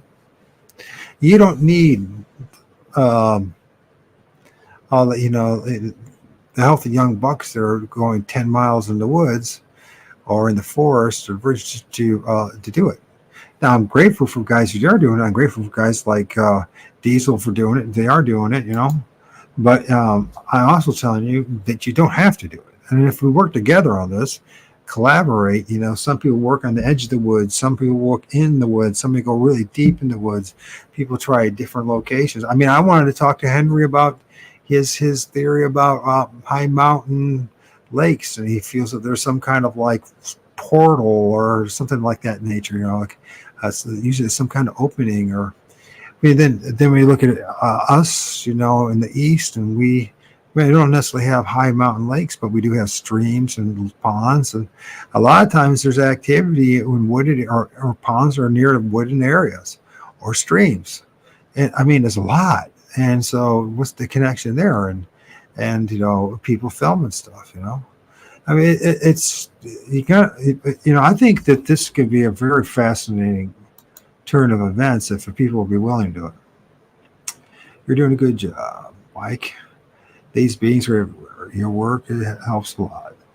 Never shit on it. Thanks, man. I appreciate it, man. You're doing good work too, man.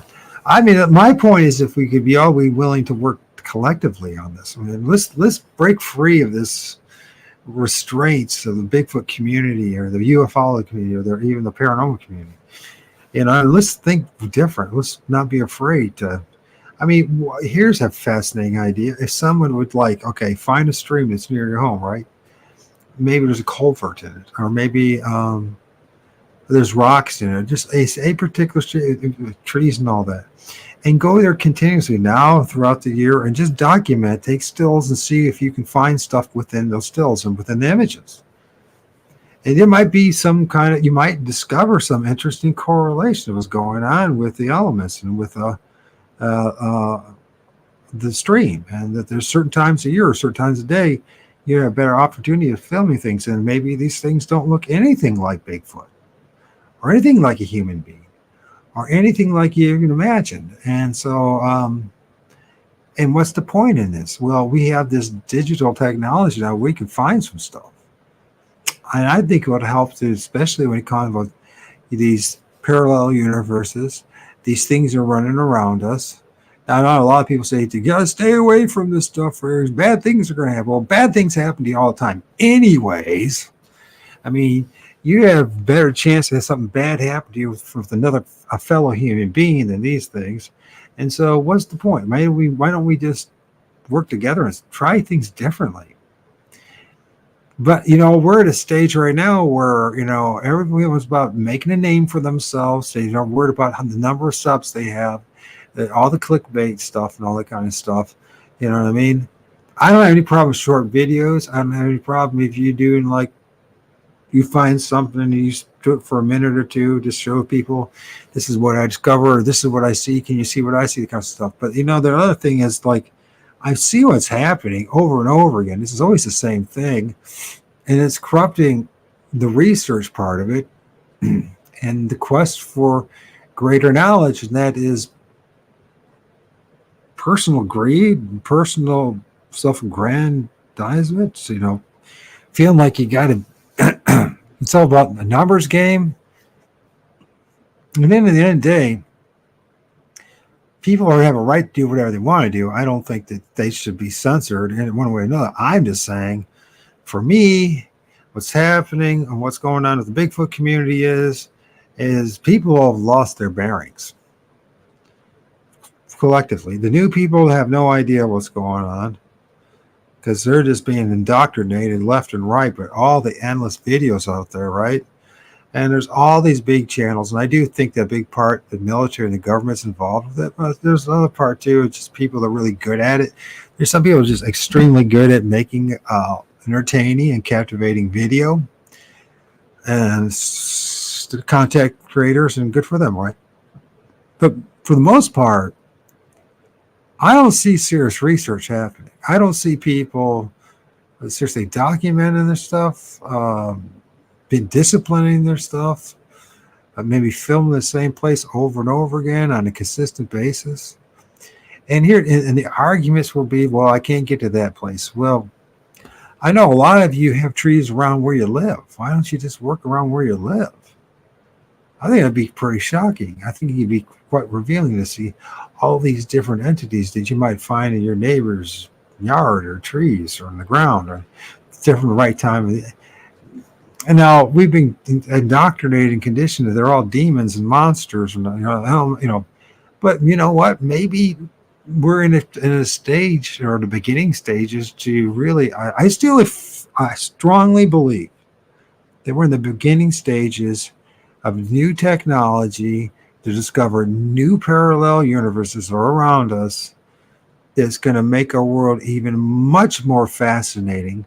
Once we get past all the superstition, all the dogma, all the religious nonsense, the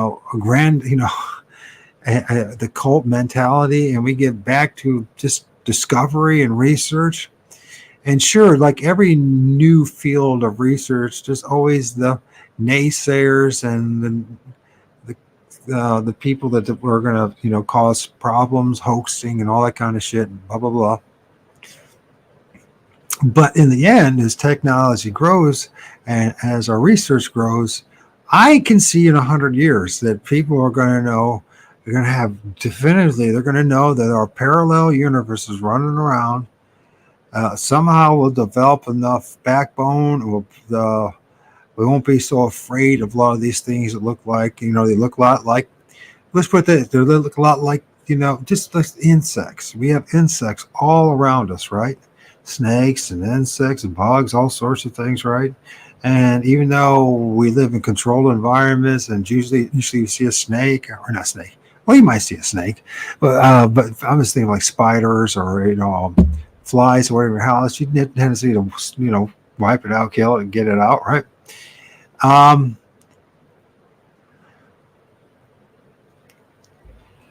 Let's see. This is the real truth. It gets shadow banned 20%. That's what happens. I mean, I swear to God, nobody knows I exist, but that's okay. And nobody knows hardly who Diesel is, all the work he does. It's like, and the people that aren't really doing work, their work is pretty just entertaining people. They get the numbers, and I just think it's like, I don't think it's healthy for me to be focusing on that shit. I mean, if people want to be part of the cult of Bigfoot and they're worried about their numbers and they're always looking for the next person to have some so that they can get, their following and their numbers and maybe get a few donations, or they want, maybe I know it feeds the ego. I mean, it's easy to happen, but I really don't want that. I really want to know what's going on in this world. I want to know what kind of a place we really do live in. I don't know why anybody else. These are questions that I think everybody should be continuously asking and demanding an answer for. You know what I mean? I guarantee you that the oligarchs and the power structures that be, I mean, they're asking the same questions. They're the ones with the technologies. They're the ones that are leaking these new cameras to us. You know what I mean? They're allowing it to happen. Let's take advantage of it before it's too late. And before they totally pull the loose, tighten the loose around us, because you can see it happening in all aspects of our lives, right? The loose is being tightened on us. Our freedoms are being taken away completely. And I think it's important to know about this stuff, so when the imageries do show up, you've say condition yourself enough to realize these things are nothing to be afraid of. But if this stuff was unleashed on it, the things that I'm filming, and it was manipulated by the propagandists of our society and culture, I guarantee you people would flip a wig, man. They would go crazy. They'd be like, oh my God, they're our teams. What are we going to do about it? Now, maybe the churches, that would benefit. Maybe that's what they plan on doing, because, I mean, as time goes on, if the ebb and flow, people start realizing the church ain't no answer for anything, right? They're just taking your money, offering empty promises, whispering sweet nothings. And, but I think that this research is more than just paranormal research. It's more than just ghosts. It's more than just UFOs or Bigfoot. I think that we're on to something that is the cutting edge of a new science. I really do believe that. And the cutting edge new science is that there are things that are around us 24/7, day and night, connected to the trees, the elements, the sky. And with the right cameras and the right discipline, and I think that it could reveal some amazing things. I don't think it needs to be like, and I can see it's going to happen, because people are people, and people just like lose their wigs and they lose their minds, and everybody, there's something in us that tells us we have to worship something or be obsessed about something. And, I don't see the point in that. I think that we can still be very analytical, very use our powers of observation and the scientific method, and discover that we really do have parallel universes running side by side us. That someday, if we keep working on it, as kind of like what Bob Moreau was talking about, these entities, right? they're feeding upon us this solution. They come here, and that's what they said, right? I don't take it or leave it, but let's just think this way: they come here for vacation to see what humans are and see what this whole place is about, right? Someday, if we work on our technology and we work on this stuff, maybe someday for a vacation or for a weekend or for a weekend getaway, maybe we're going to go somewhere that actually has things that look like Bigfoot that dominate the place, right? Or maybe they look like something completely different, right? And, we realize that they're not just all monsters, right? And there's always going to be a potential threat, but right now, the number one threat for humanity is themselves. We're our number one threat. It's not these entities. Even if they can do some amazing things like, hey, what's up, Prince? Arcane. Prince Arcane instead of Archon. Which I was talking about the Archons just earlier. So I might actually talk about it now. So kind of.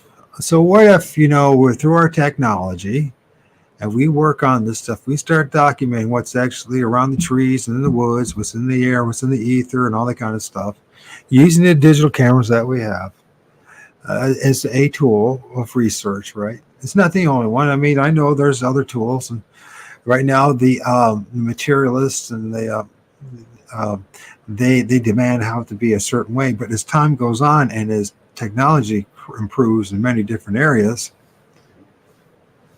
and we get closer and closer to singularity, and we get closer to the super force, if you will, this what people call God, if you will, right?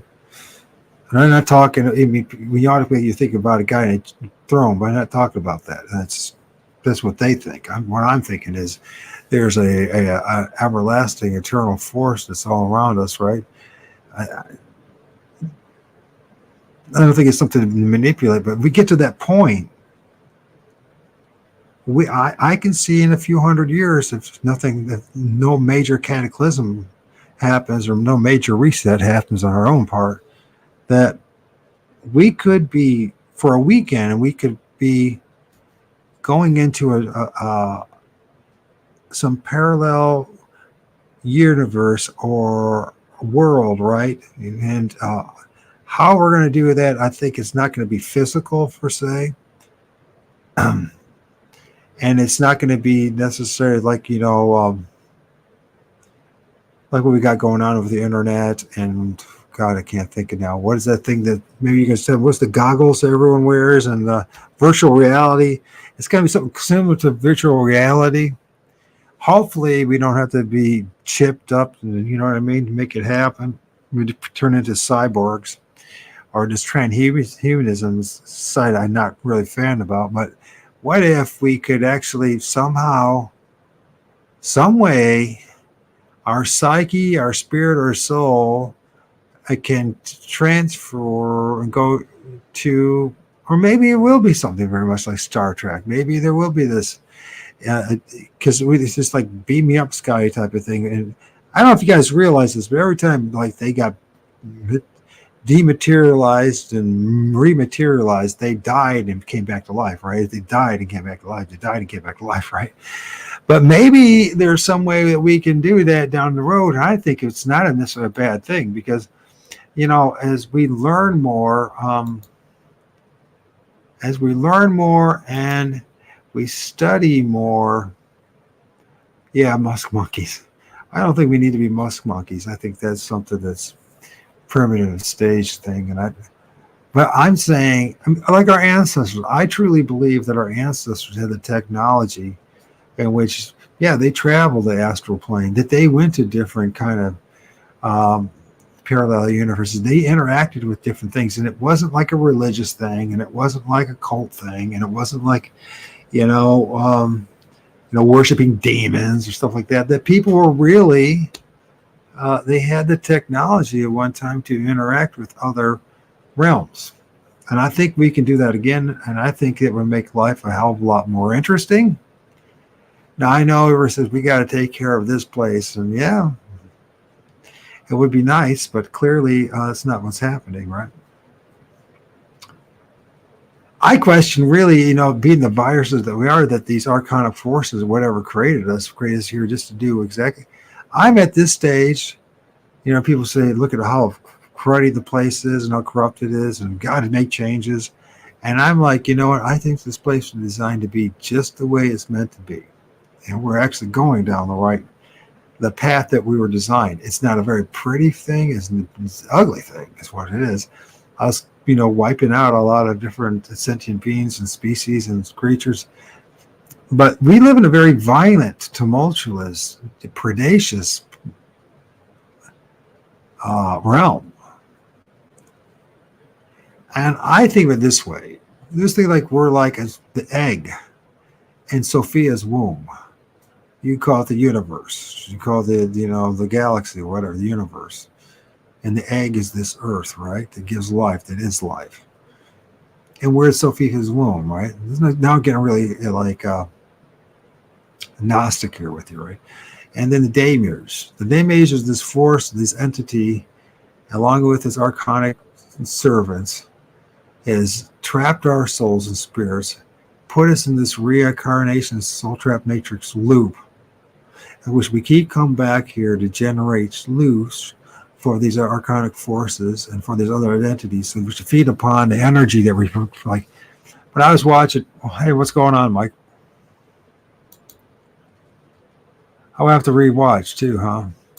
Hey, chat.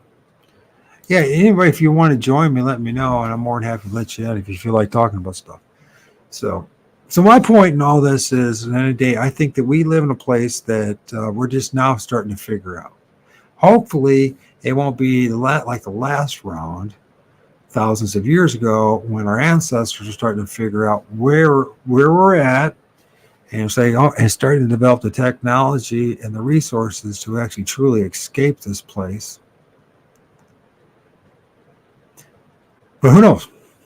Maybe it won't be that. Maybe we won't have the success. But I think it's obvious. You look at history, humanity and history, that we've had this desire collectively.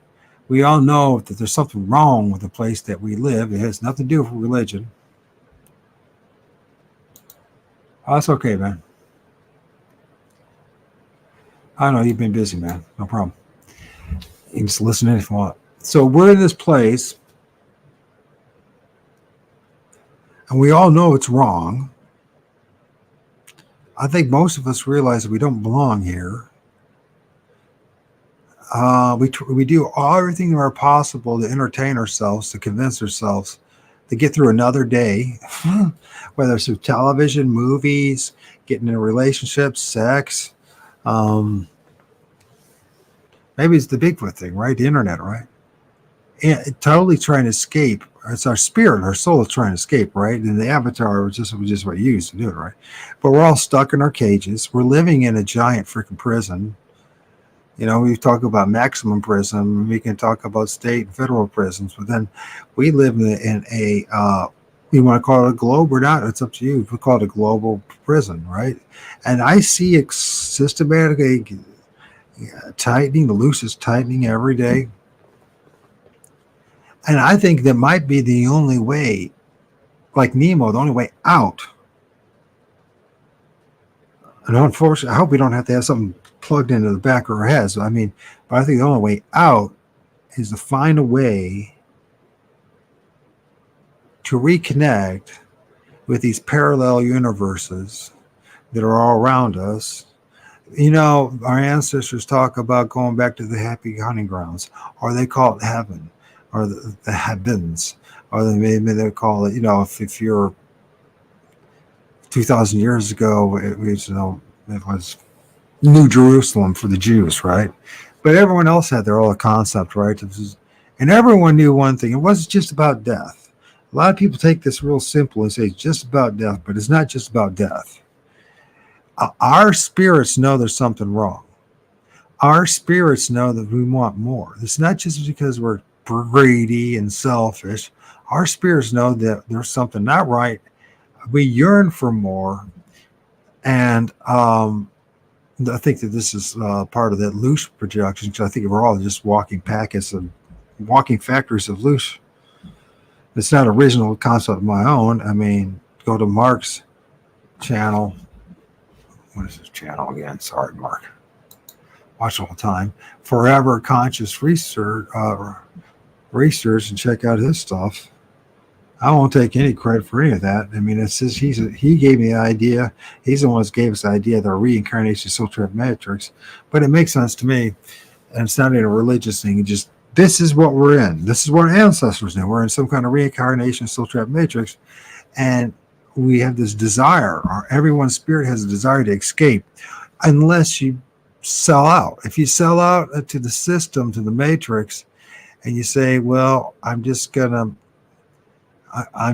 be go after, get my take from other people, you know what I mean, chased after the latest thing, fix, cheat from the neighbor's wife, that kind of shit, and all that kind of, you know what I mean, and then and live in this matrix with the hope, you know, that just get through another day and live materialistic. And by the way, there's plenty of people who believe in God who do this. So it doesn't have to be atheist or someone who's a deist or a theist or whatever. I mean, the fact of the matter, these are just labels. This thing is just labels. The fact of the matter is that I don't know. I mean, when I really talk deep with people, and people get real honest about stuff, they know there's something wrong.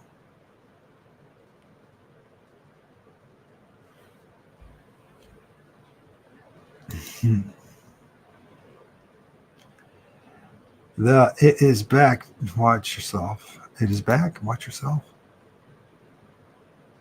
I'm not quite sure what that is. So here's the thing. I think like studying this stuff, I think that this might even be something about us too. All right. So let's just say that our souls don't look anything like the meat suit that we're in, right? And each person's soul, we come from a different universe, a star, a planet, you know, all sorts of things, right? And through this technology, if we research this stuff and we start studying and researching all and filming all this stuff in the trees, in the woods, in the air, we start documenting it. Stop putting labels on it and stop calling it a demon or this or that. Just, hey, this is what this thing looks like to me. It looks kind of cattish, or it looks like a dragon, or whatever the fuck it is. You know, I mean, there's a lot of things out there, right? And we start documenting this stuff with our digital cameras and things we have. And as time goes on, and the smarter are the guys and gals in the group who understand the electronics and the physics and the mechanics and the electromagnetism and electricity would develop, help us, because it's just going to happen anyways. I mean, everything is improving at leaps and bounds right before our eyes. So let's be part of it. You know what I mean? It's not like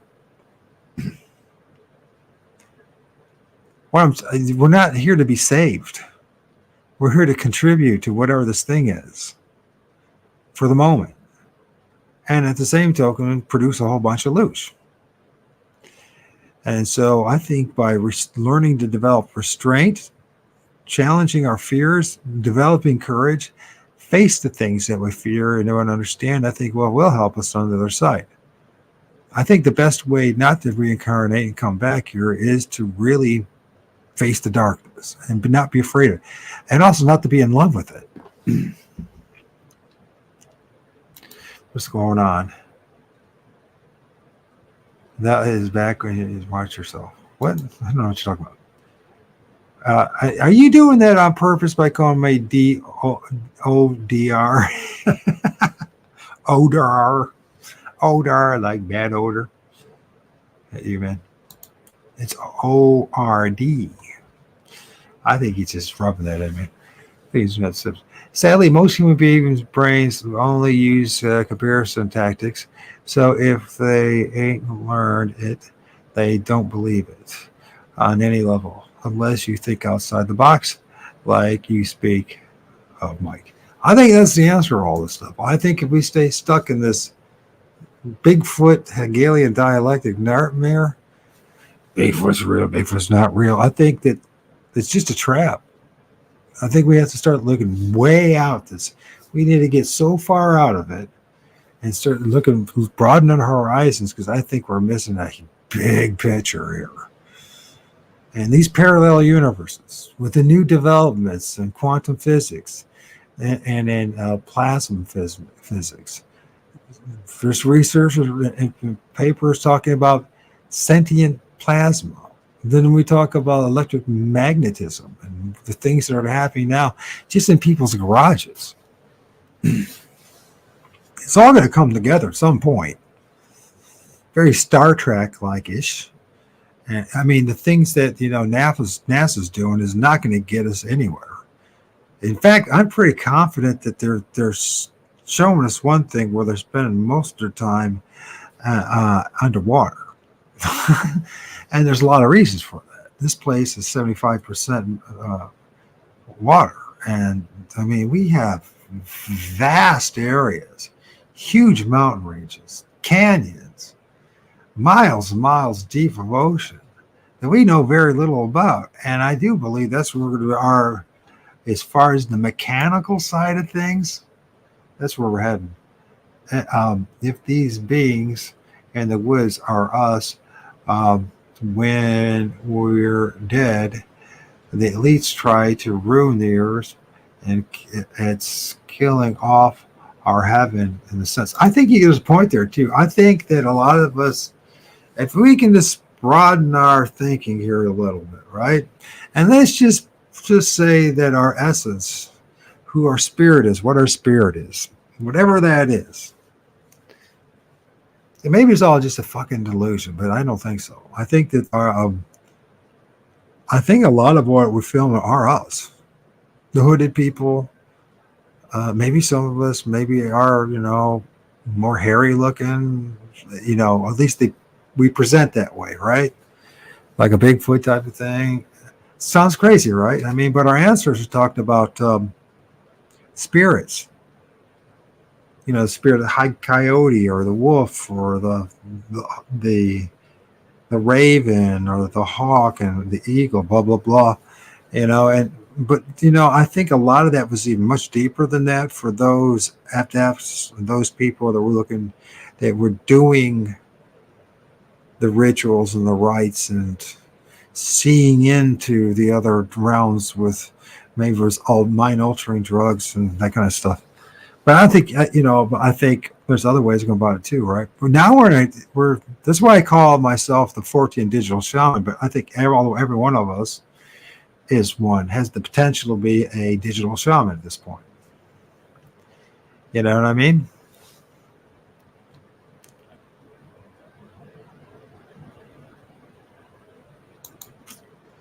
So let's just think of it this way. So what we're doing is we're slowly gathering the information for maybe, if not for us, for our children, grandchildren, to be more authentic, to find a way to escape the noose that's being tightened around us, and to be more connected with this creation, but also to get back to where we came from. Because I do believe that most of us, in private conversation, even atheists I've talked to this way, right?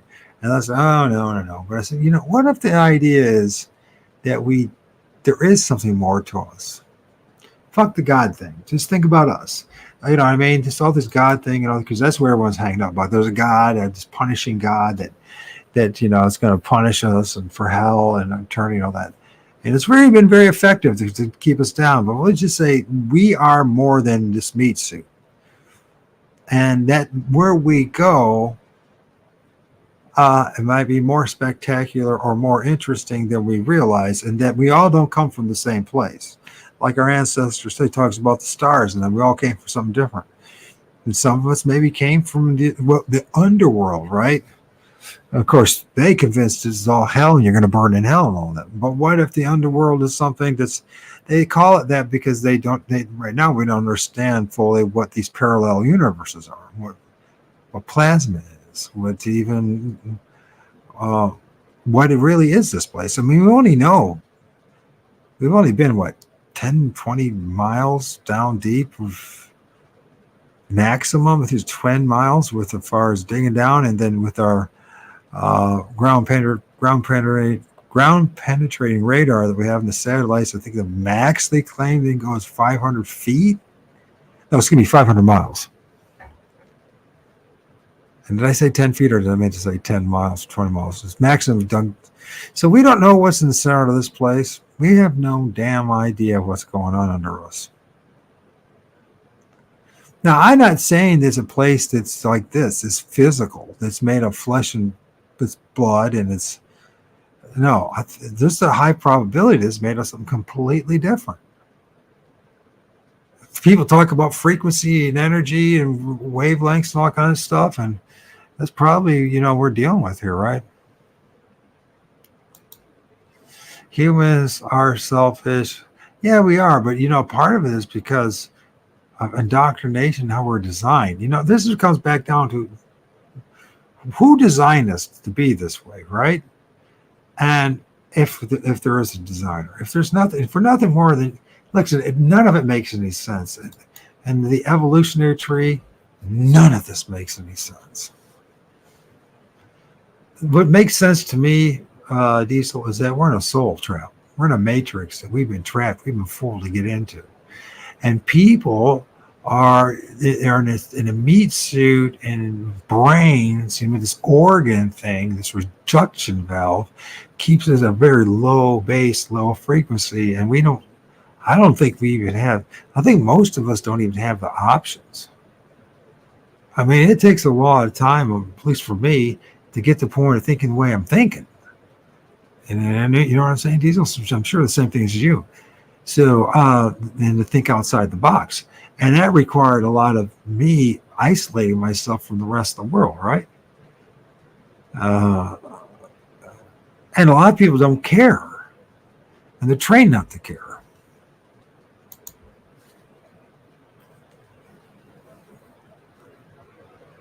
Yeah.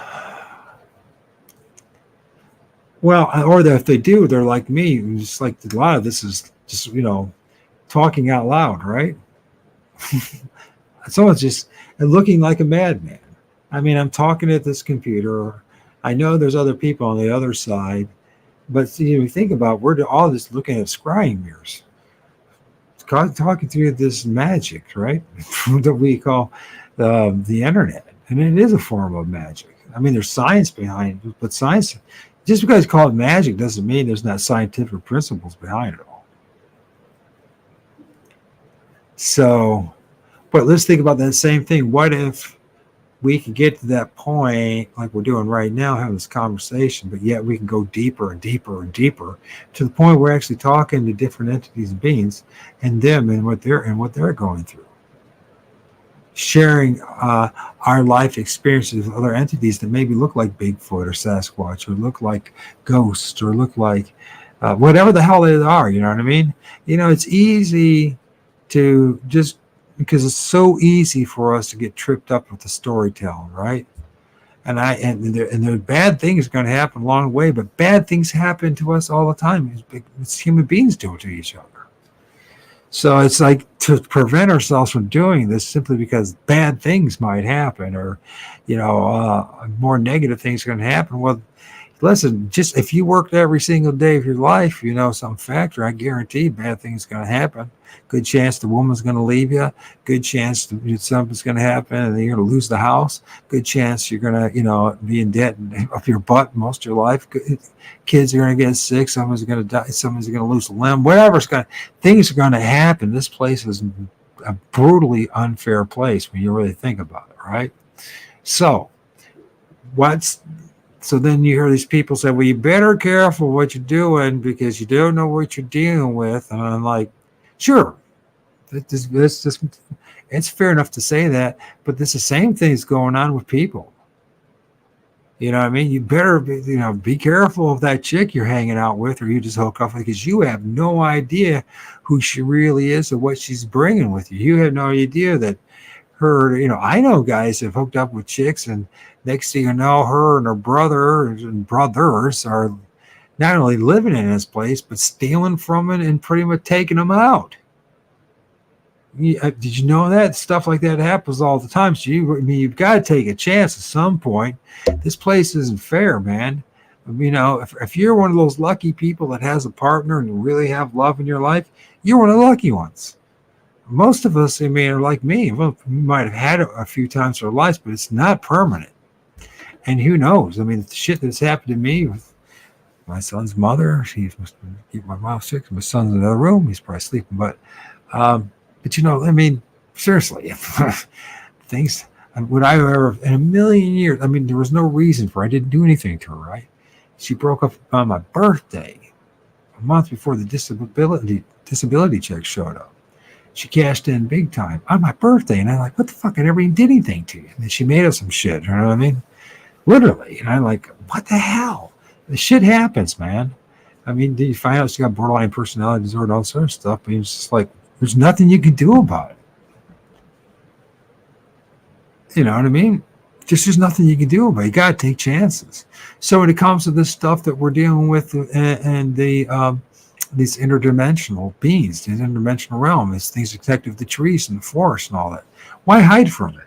You know, it's funny. I shared, and I strongly people, the pilgrim, the pagan pilgrim, go check out that and listen to it.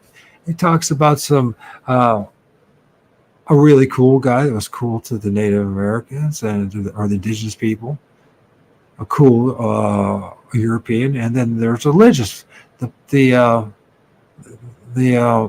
pilgrims, right? Can't think of the name of it now. It's not Protestants. Anyways, the extreme Christians that came over, right? They're extremely judgmental. All the indigenous people are all serving Satan, and we're Satan's helpers, and they're, but it was funny. One of the big, I think he was a governor or whatever it was. He was a high-ranking Christian, whatever. And God, what the hell's the name of it? Why can't I not remember it? Anyways, listen to it. And he's walking in the woods and he's freaking out and he's thinking he's seeing devils and demons and all that. And apparently he was seeing something. So he runs into, it's called a menstrual lodge. I guess the women back then, they had these lodges where they would spend their week or whatever it was having their period, right? And I can imagine what it must have been for women. Can you think about what it must have been like 100 years ago? If you're a woman right now, listen to this. Just think about it. If you're not having like tampons and pads and all that. I mean, just imagine without that simple convention or invention, women wouldn't be able to friggin' work in the workplace. Maybe that's the way they have men rule the world again, is to force women not to have pads anymore and sit on top of a bucket for a week. But you know what? So he runs into this menstrual lodge, and kicks the women out, right, or does something like that, and hides all night in this menstrual lodge because it was safer to be in the menstrual lodge than out in the woods. And people are like, oh, making fun of the guy because he's seeing demons and all that. Well, hey, maybe he was actually seeing spirits. Maybe he was seeing some of those Bigfoot. But he didn't know what the hell he was dealing with, and because of his reference points and being extreme Christian, right? God, what the hell do they call those people? What are the original people? They call them pilgrims or something else. It'll come to me like, and I feel like really stupid for not knowing. Because I do feel stupid for not remembering it, because I've said it 1,000 times before. Anyway, they're hardcore Christians, right? So everything was demon this, demon that. It's the devil, this and that, because that's your brainwashed into believing that, right? But the indigenous cultures, they didn't call demons devils and Puritans. Thank you. I don't know how I couldn't remember that. So, but you know what I'm saying? So he's in the middle of the woods, freaking out, thinking he's seeing things, because he probably was seeing things, right? Things popping out of trees and all that, and he's totally convinced they're demons, freaking out. And people poo-hoo it. Now we're discovering there actually are things in the forest. There actually are things around the trees. And the thing is that most people haven't been hanging out in the woods at night for a very long time. We got people like Mike, who was here earlier, MT Paranormal, and others. And then during the day, the same thing. So that, just because it's nighttime doesn't mean they're not there during the day. That we have different beings and entities associated with the trees and the elements. At certain times of the year, they're more vibrant or more energy being emitted, and they're not all Bigfoot. And these things, I think a lot of people, what they're calling it Bigfoot, or whether the footsteps that they hear or the breaking of the trees or the sounding. Oh, but I don't think it's all Bigfoot. I think there's not just poltergeist, but I think there's multiple things going on. And I think we're so blinded right now. The meat suit that we're in limits us so much as far as the vision that we have. And most of it, I'm blind as a bat without my glasses at this point. I'm 56 years old, So we have very limited eyesight and perception. And I just think that the meat suit that they capture us in, put us in there, really is a little loose factory, and we really are here to suffer. But I think that's part of the way to escape. I think we have to learn to embrace the things around us. And everyone's going to call us crazy who is not there yet, right? They're all going to call us superstitious and call us devil worshippers and call us witches and sorcerers and all that other crap. But you know what? They did that with every other group of people that ever came around with new inventions. They people who were the originals, the developers of the Industrial Revolution, right? They were saying the same thing. Look it up, right? Every new invention, every new discovery, there's always these narrow-minded group of people, and they seem to have exorbitant amount of control. And, they're always like, oh my gosh, we better stop them now because things are just going to get worse. Devils come and Satan's come and all that kind of crap, right?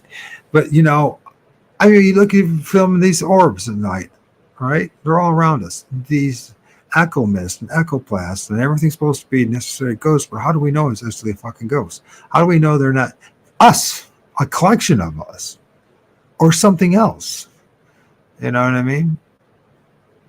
The problem we have is just what I see is going on in the Bigfoot community.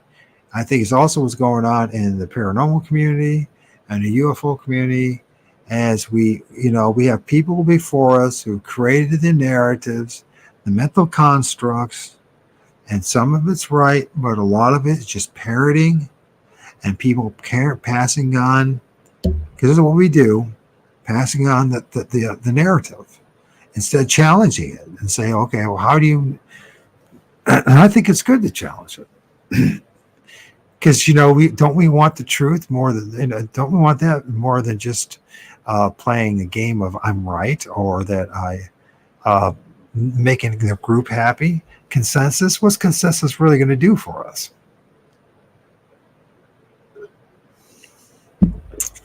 So that's what I think. I know I sound like a broken record, but that's what I plan on doing. My field research is going to be more tied into what I did last spring. I'll be filming the trees, seeing what's in those trees. I'll be filming around the trees, what kind of energy is being emitted out of those trees. And I will be documenting what's going on with those trees. And I think that at this point, it's clear to me that the trees are the neurons of this place. It doesn't take much of a genius to think that through, you know what I mean? They literally are the neurons that connect us from the underworld to the middle world to the upper world. And I think, the trees are a big part of our past and who we are today.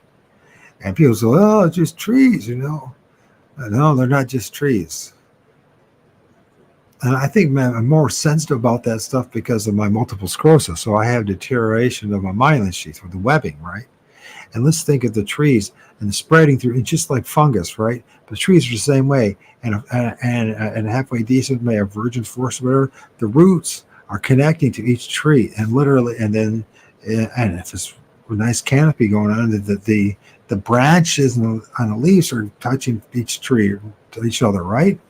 And they're creating this. They created an immense amount of static electricity, and I think that there's like a charge that they make, and I think how a lot of these things that we call spirits or entities or energies, they use the trees to travel.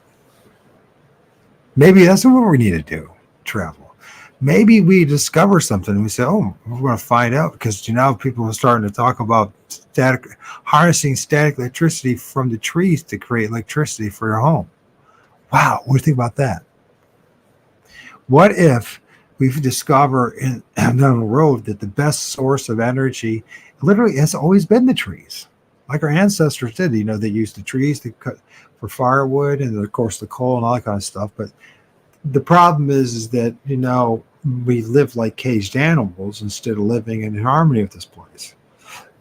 Then we're going to have to pay it's going to be an awful lot of suffering to reverse things and yet stay structurally harmonious with the society. What we need to do is revert a little bit, or go more to that balance, a happy medium where we're truly connected with this place. This is how I see it. I think it's probably going to go other ways, but if we could find a way where we truly we can have the conveniences, plumbing, electricity, shelter, right? And we could also find a way to travel without paying the living hell out of everything. And I think if we could, we're in a different age than it was 100 years ago or 50 years ago. And there's some way of harnessing the power of these trees in multiple fashions, not only to burn wood for a fire, but also, or to build a house, but actually somehow these trees, when properly aligned with each other, it's not even like a ley line. There's something going on with these trees that when they're in the right place, the right connection, the roots and everything, that it can generate an X amount of electricity. So I sound absolutely crazy, right? But regardless of that electrostatic electricity, electromagnetism is coming out of the trees, whether we can harness or not. Other things can. And they're using these trees as a form of a highway. I know it sounds crazy, but I don't think so, because our ancestors were talking about the same damn thing. But we dismissed them because it didn't fit our modernia and the industrial age. And if we're going to have any semblance of freedom, I mean, there's always going to be a violent place, right? There's always going to be wars. Even, my other half, the First Nation people, there are still wars and tragedies going on. There's terrible things going on here. And not everyone was living like, in harmony and it was all love and dove, peace and love, right? There's a lot of war and violence, right? But the one thing that they were more connected to the creation too, right? They lived healthier lives. They looked better. They might have been exposed to the weather more than us, but they were more connected to the creation. So, and I think that that's going to be part of the ascension down the road. Or the opposite is, and these archonic forces have created us to do one thing, to destroy this place. It's either one or two things. Either we're designed to destroy this place, which it seems like it, or we're designed, or, in fact, here's a better way to say it. We actually probably were designed as a virus to destroy this place, but I think there's still enough of a consciousness, and that's the mistake they made. So they allowed us to have enough intellect and conscience that we recognize there's something wrong here, and maybe somewhere down the road, just maybe, wishful thinking, we can start to reverse things and be more in harmony with this place instead of and fight the urge that we have to destroy. Does that make any sense? Does that make any sense? Because if we can't find a way to fight this urge to destroy, then we might just throw up our hands and say, fuck it. You know what I mean? Because tree hugging stuff ain't going to work. only works for a certain point, but so it's temporary. And the virus still continues. So maybe, I don't know what the hell's going on, but I do one thing. I'm getting tired. I've been doing this for how many hours now? Since 4.5 hours. So Diesel, thanks for being there. The rest of you guys are there. Thanks for everybody who listens. And I don't know what we're going to be doing with the Bigfoot thing, because I just don't see any answers in the Bigfoot community. I think I'm still going to do my researching. I'm still going to still want to talk to independent researchers. People like Diesel are doing their own thing, finding their own stuff, and not so stuck in the Sasquatch cult. I want to talk to them. But I just don't see any answers from the Bigfoot community. I don't. What I do see is a cult and a religion being made. So, all right, I'm taking out. I'm checking out. Whatever I am, I'm tired. Talk to you later.